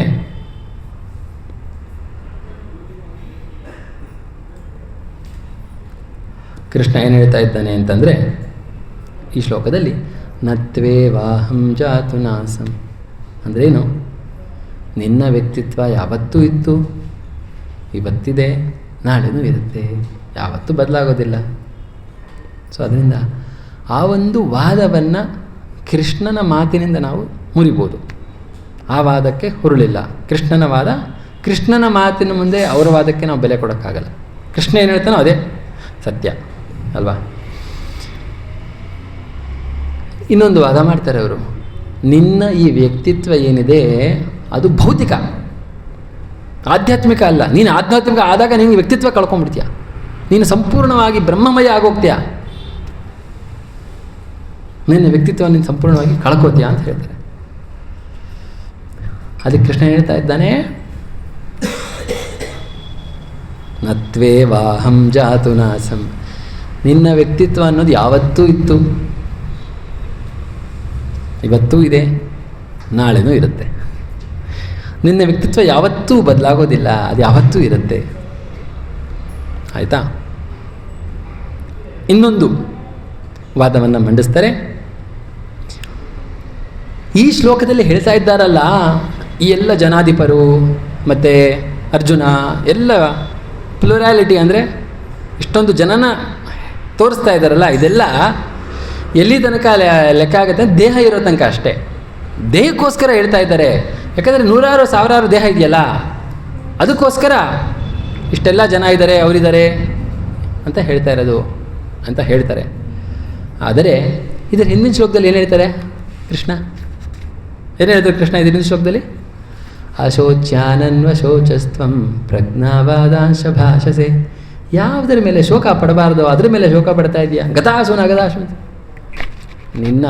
ನೀನು ದೇಹ ಕಳ್ಕೋತಾರೆ ಇವರೆಲ್ಲ ಅಂತ ಇಷ್ಟು ದುಃಖ ಪಡ್ತಾ ಇದೆಯಾ? ದೇಹ ಯಾವತ್ತು ಶಾಶ್ವತ ಅಪ್ಪ? ಸೊ ದೇಹಾತ್ಮ ಬುದ್ಧಿಯನ್ನು ಹಿಂದಿನ ಶ್ಲೋಕದಲ್ಲೇ ಖಂಡಿಸ್ಬಿಟ್ಟು ಮತ್ತೆ ದೇಹಾತ್ಮ ಬುದ್ಧಿಯನ್ನೇ ಕೃಷ್ಣ ಮುಂದಿನ ಶ್ಲೋಕದಲ್ಲಿ ಹೇಳ್ತಾ ಇದ್ದಾನ? ಹೇಳಕ್ಕೆ ಸಾಧ್ಯನಾ? ಇಲ್ಲ. ಆ ದೇಹಾತ್ಮ ಬುದ್ಧಿ ಏನಿದೆ ಅದನ್ನು ಹಿಂದಿನ ಶ್ಲೋಕದಲ್ಲಿ ಖಂಡಿಸಿದ್ದಾನೆ ಕೃಷ್ಣ. ಆದ್ದರಿಂದ ಈ ಶ್ಲೋಕದಲ್ಲಿ ಅವನು ಖಂಡಿತವಾಗಲೂ ದೇಹದ ಬಗ್ಗೆ ಮಾತಾಡ್ತಾ ಇಲ್ಲ. ನೀನು ಯಾವುದ್ರ ಬಗ್ಗೆ ಮಾತಾಡ್ತಾ ಇರೋದು? ಆತ್ಮ. ಸೊ ಅದರಿಂದ ಆತ್ಮ ಅನ್ನೋದು ಅಮರ, ಹಿಂದೇನೂ ಇತ್ತು, ಯಾವತ್ತೂ ಇತ್ತು, ಹಿಂದೆ ಇವತ್ತೂ ಇದೆ, ಮುಂದೆನೂ ಯಾವತ್ತೂ ಇರುತ್ತೆ. ನೀನು ಭಗವಂತನ ರಿಯಲೈಸ್ ಮಾಡ್ಕೋ, ನಿನ್ನಲ್ಲಿರುವಂತಹ ಈ ಅಜ್ಞಾನವನ್ನು ದೂರ ಮಾಡ್ಕೋ, ಮಾಯೆಯ ಆವರಣವನ್ನು ಬಿಡಿಸ್ಕೋ. ಏನು ಮಾಡಿದ್ರೂ ಸಹಿತ ನಿನ್ನ ವ್ಯಕ್ತಿತ್ವ ನೀನಾಗೇ ಇರ್ತೀಯ ಹೊರತು ನೀನು ಬೇರೆ ಯಾರೋ ಆಗೋಕ್ಕೆ ಸಾಧ್ಯನೇ ಇಲ್ಲ.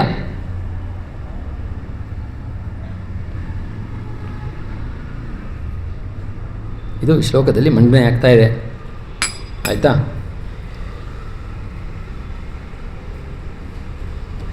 ಇದಕ್ಕೆ ಪುಷ್ಟಿ ಕೊಡೋ ರೀತಿಯಲ್ಲಿ ಕೃಷ್ಣ ಮುಂದಿನ ಶ್ಲೋಕ ಹೇಳ್ತಾ ಇದ್ದಾನೆ.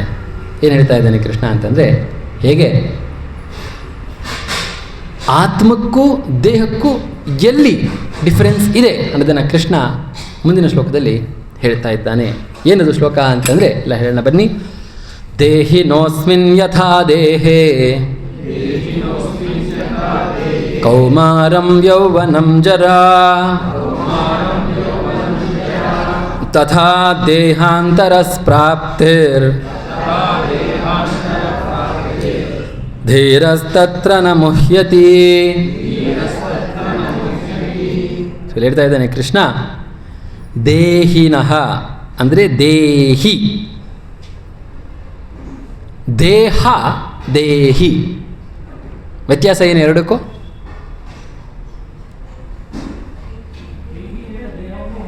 ಹಾಂ, ಅದು ಇಂಪಾರ್ಟೆಂಟ್. ದೇಹ ಅಂದರೆ ಬಾಡಿ, ದೇಹಿ ಅಂದರೆ ಯಾರದು? ಆತ್ಮ. ದೇಹಿನೋ ಅಸ್ಮಿನ್ ಯಥಾ ದೇಹೆ, ದೇಹ ಬದಲಾಗುತ್ತೆ, ದೇಹಿ ಬದಲಾಗಲ್ಲ.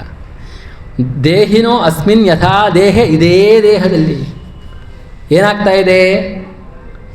ಆ ದೇಹಿ ಕೌಮಾರ ಅವಸ್ಥೆಯನ್ನು ಪಡ್ಕೊಂಡ, ಆ ದೇಹಿ ಯೌವನಾವಸ್ಥೆಯನ್ನು ಪಡ್ಕೊಂಡ.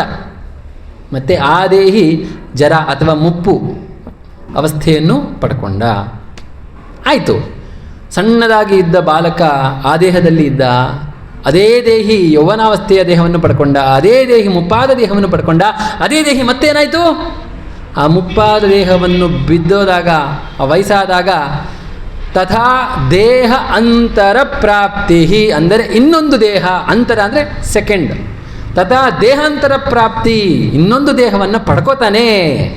ತಥಾ ದೇಹಾಂತರ ಪ್ರಾಪ್ತಿ ಧೀರ ತತ್ರ ನ ಮುಹ್ಯತಿ, ಯಾರು ಇದನ್ನೆಲ್ಲ ತಿಳ್ಕೊಂಡಿರ್ತಾನೋ ಅವನು ಧೀರ. ಯಾಕೆ ಧೀರ ಅಂತಂದರೆ ಅವನು ವಿಚಲಿತನಾಗೋದಿಲ್ಲ, ಅವನು ಗಾಬರಿ ಆಗೋದಿಲ್ಲ, ಚಿಂತೆ ಮಾಡೋದಿಲ್ಲ, ಭಯ ಬೀಳೋದಿಲ್ಲ. ಅದಕ್ಕೆ ಅವನು ಧೀರ. ಈ ಆತ್ಮಜ್ಞಾನವನ್ನು ಪಡ್ಕೊಂಡು ಧೀರ ಆಗ್ತಾನೆ. ಯಾಕಂದರೆ ಅವನು ಗೊತ್ತು, ಇದೇ ದೇಹದಲ್ಲಿ ನಾನಿದ್ದೆ, ಚಿಕ್ಕ ಬಾಲಕನಾಗಿಯೂ ಇದ್ದೆ, ಇವಾಗ ಯೌವನಾವಸ್ಥೆಯಲ್ಲೂ ಇದ್ದೀನಿ, ನಾಳೆ ಮುಪ್ಪಿನಾವಸ್ಥೆಯಲ್ಲೂ ಇದೇ ದೇಹದಲ್ಲಿ ನಾನೇ ಇರ್ತೀನಿ. ಅದಾದ ಮೇಲೆ ಈ ದೇಹವನ್ನು ಬಿಟ್ಟ ಮೇಲೆ ಇನ್ನೊಂದು ದೇಹ ಖಂಡಿತವಾಗ್ಲೂ ಬಂದೇ ಬರುತ್ತೆ. ಆದ್ದರಿಂದ ದೇಹಕ್ಕೋಸ್ಕರ ಅಳಬಾರದು ಅನ್ನೋ ಒಂದು ಮಾತನ್ನು ಕೃಷ್ಣ ಶ್ಲೋಕ ಸಂಖ್ಯೆ 11, 12, 13 ಇದರಲ್ಲಿ ಒತ್ತಿ ಹೇಳ್ತಾ ಇದ್ದಾನೆ. ಯಾಕೆ ಈ ಮಾತನ್ನು ಕೃಷ್ಣ ಹೇಳ್ತಾ ಇದ್ದಾನೆ ಅಂದರೆ, ಅರ್ಜುನ ದೇಹದ ಮೇಲೆ ಕರುಣೆ ತೋರಿಸಿದ್ದ. ಅವನು ಕೊಟ್ಟ 5 ಕಾರಣಗಳಲ್ಲಿ ಒಂದು ಕಾರಣ ಅವನ ಕರುಣೆ, ಅನುಕಂಪ ತೋರಿಸಿದ್ದ. ಅದಕ್ಕೆ ಕೃಷ್ಣ ಹೇಳ್ತಾ ಇದ್ದಾನೆ, ನೀನು ತೋರಿಸ್ತಾ ಇರೋ ಅನುಕಂಪ ಅವರ ಆತದ ಮೇಲೆ ಅಲ್ಲಪ್ಪ, ನೀನು ತೋರಿಸ್ತಾ ಇರೋದು ಅವ್ರ ದೇಹದ ಮೇಲೆ ತೋರಿಸ್ತಾ ಇದೆಯಾ. ಆದರೆ ದೇಹವನ್ನು ನೀನು ಏನೇ ಪ್ರಯತ್ನ ಪಟ್ಟರು ಕಾಪಾಡ್ಕೊಳ್ಳೋಕ್ಕೆ ಸಾಧ್ಯನಾ? ಯಾರಾದರೂ ತಮ್ಮ ದೇಹವನ್ನು ಕಾಪಾಡ್ಕೊಂಡಿರೋ ಒಬ್ಬರಾರೂ ಇದ್ದಾರಾ? ಸಾಧ್ಯ ಇಲ್ಲ. ಆ ಸಾಧ್ಯ ಇಲ್ದಿರೋದನ್ನು ಯಾಕೆ ಪ್ರಯತ್ನ ಪಡ್ತಾ ಇದೆಯಾ? ಅದ್ರ ಪಾಡಿಗೆ ಅದನ್ನು ಬಿಡು. ನೀನು ಆತ್ಮದ ಮೇಲೆ ಫೋಕಸ್ ಮಾಡು. ಆವಾಗ ನೀನು ಎಲ್ಲಿ ಅನುಕಂಪ ತೋರಿಸ್ಬಾರ್ದೋ ಅಲ್ಲೂ ತೋರಿಸೋದಿಲ್ಲ, ಎಲ್ಲಿ ತೋರಿಸ್ಬೇಕೋ ಅಲ್ಲೂ ತೋರಿಸ್ತೀಯ. ನಿಜವಾದ ಅನುಕಂಪ ಯಾಕೆ ನಾವು ಪಡಬೇಕು, ಯಾರ ಮೇಲೆ ಪಡಬೇಕು ಅಂದರೆ, ನೋಡಿ, ಜನ ಇಷ್ಟೆಲ್ಲ ಜೀವನವನ್ನು ಎಷ್ಟು ಕಷ್ಟ ಬಿದ್ದು ಮಾಡ್ತಾ ಇದ್ದಾರೆ.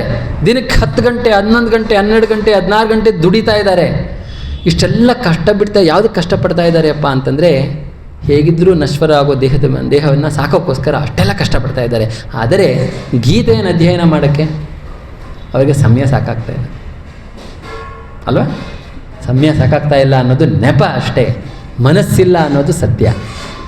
ಮನಸ್ಸಿದ್ದಿದ್ರೆ ಸಮಯವನ್ನು ಅವರು ಮಾಡ್ಕೋತಾ ಇದ್ದರು. ಇಷ್ಟು ಹೇಳ್ತಾ ಇವತ್ತಿನ ಪ್ರವಚನಕ್ಕೆ ಸಮಯಾವಕಾಶ ಮುಗಿದಿದೆ. ಪ್ರಶ್ನೋತ್ತರಕ್ಕೆ ಇವಾಗ ಒಂದು ಸ್ವಲ್ಪ ಅವಕಾಶ ಮಾಡೋಣ. ನಿಮ್ಮ ಅಭಿಪ್ರಾಯ ಏನಾದರೂ ಇದ್ದರೆ ಅದನ್ನು ತಿಳಿಸಿ, ಒಂದು 5-10 ನಿಮಿಷ ಚರ್ಚೆ ಮಾಡಿ ಆಮೇಲೆ ಇವತ್ತಿಗೆ ವಿರಾಮ ಮಾಡೋಣ, ಸರಿನಾ? ಇವತ್ತು ಸ್ವಲ್ಪ ಶ್ಲೋಕ ಕಮ್ಮಿ ಆಯಿತು, ಏಕೆಂದರೆ ಒಂದು ಇಂಪಾರ್ಟೆಂಟ್ ಟಾಪಿಕ್ ಇತ್ತು, ಫೌಂಡೇಶನ್. ಇನ್ನು ಅದನ್ನು ಬೆಳೆಸ್ಕೊಂಡು ಹೋಗೋದು ಸುಲಭ ಆಗುತ್ತೆ, ಸರಿನಾ? ಪ್ರಭು, ದೇಹಿಗೆ ದೇಹ ನೆಸೆಸರಿನಾ? ಎಕ್ಸಾಂಪಲ್, ಹಾಂ, ಮನುಷ್ಯರು ಒಂದೇ ಒಂದು ನಿಮಿಷ.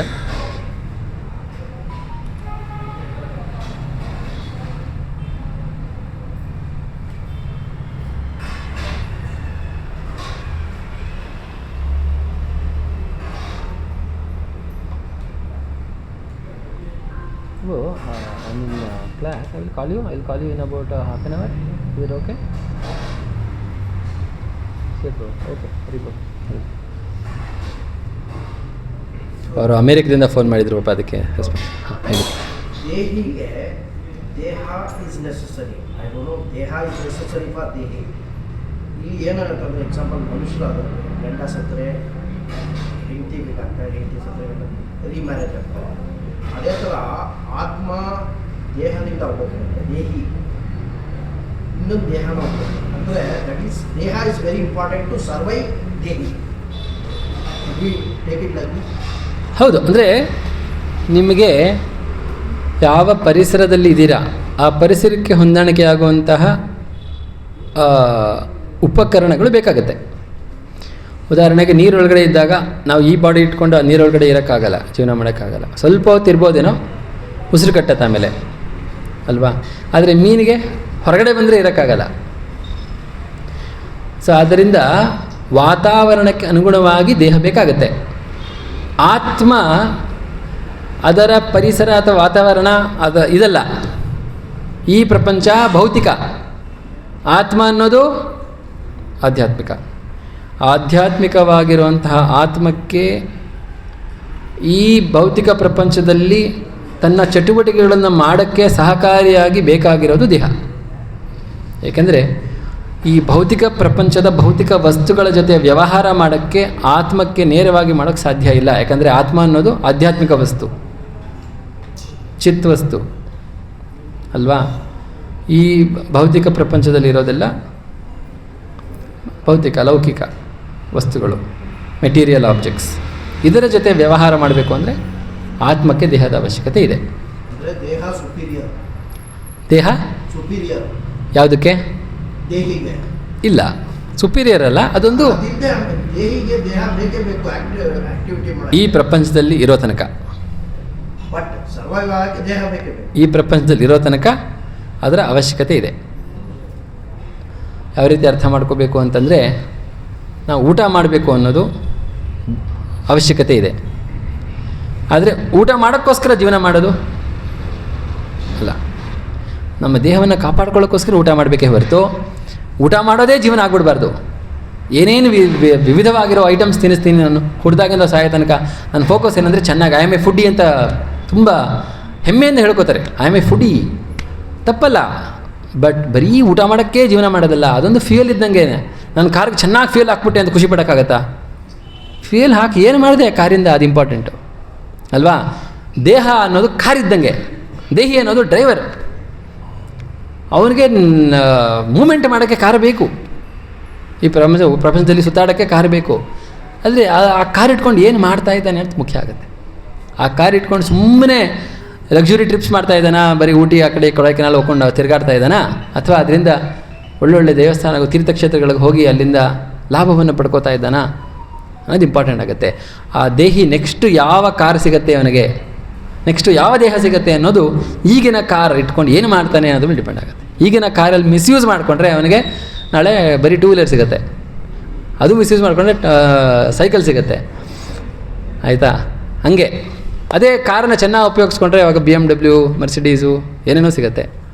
ಆದರೆ ಇನ್ನು ಉತ್ತಮವಾದ ದೇಹಗಳು ಸಿಗುತ್ತೆ. ಅದನ್ನೇ ಹೇಳ್ತಾ ಇದ್ದಾನೆ ಕೃಷ್ಣ. ನೀನು ಅಷ್ಟೆಲ್ಲ ಬೇಜಾರು ಮಾಡ್ಕೋತಾ ಇದೆಯಲ್ಲ, ಓಲ್ಡ್ ಮಾಡಲ್ ಗಾಡಿಗಳು ಭೀಷ್ಮ ಮತ್ತು ದ್ರೋಣ ಇವಾಗ, ಅದು ಬಿಟ್ಟು ಅವರು ಹೊಸ ಗಾಡಿ ತಗೊಳ್ಳಿ, ಯಾಕೆ ಆ ಹಳೆ ಗಾಡಿನೇ ಬೇಕು ಅಂತ ಅದಕ್ಕೆ ಅಟ್ಯಾಚ್ಮೆಂಟ್ ಬೆಳೆಸ್ಕೊಂಡಿದ್ಯಾ ಅಂತ ಅರ್ಜುನಿಗೆ ಕೃಷ್ಣ ಹೇಳ್ತಾ ಇದ್ದಾನೆ ಇಂಡೈರೆಕ್ಟಾಗಿ.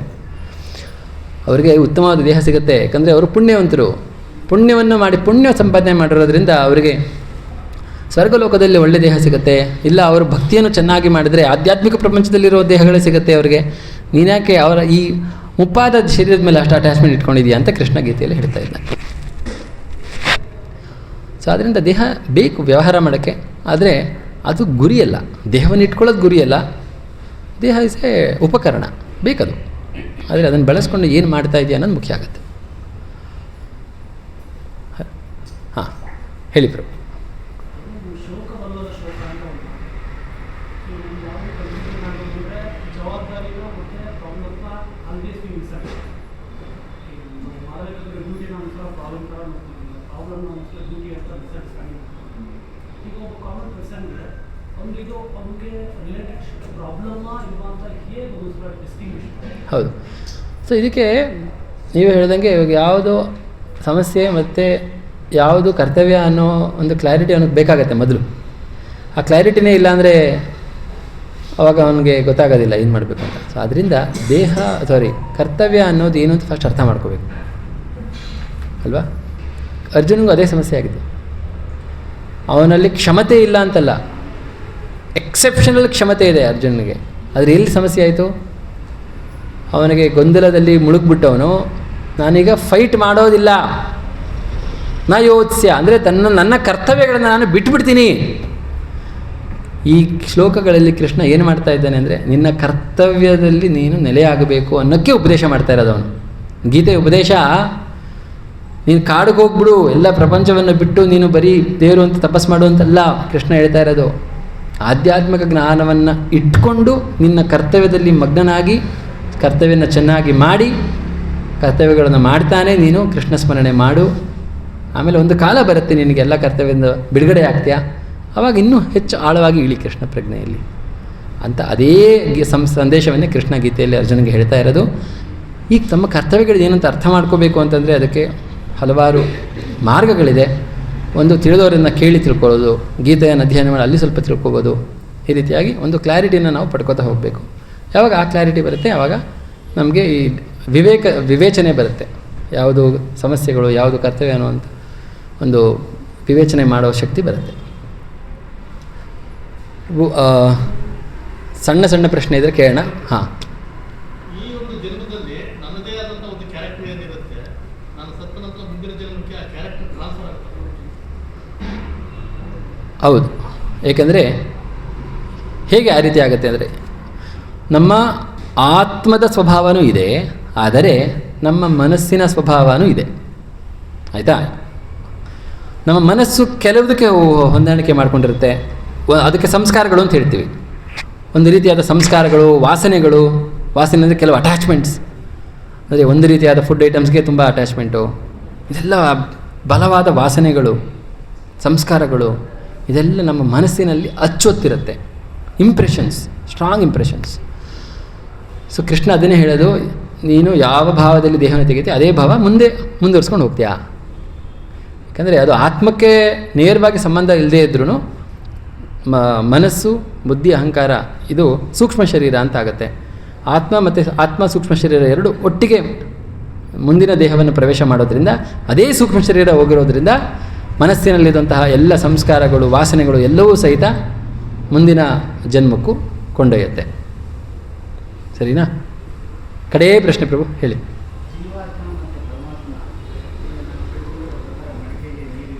ಹಾಂ,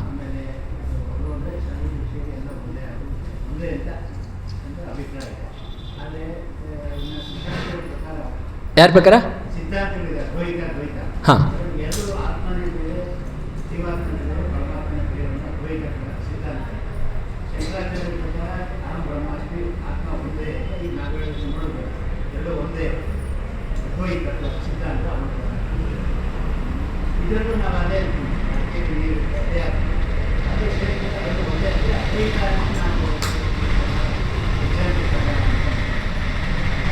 ಸ್ವಲ್ಪ ಗಾಡಿ ಪಾಸ್ ಆಗಿಬಿಟ್ಟು ನನಗೆ ಫುಲ್ ಕೇಳಿಸಿಲ್ಲ.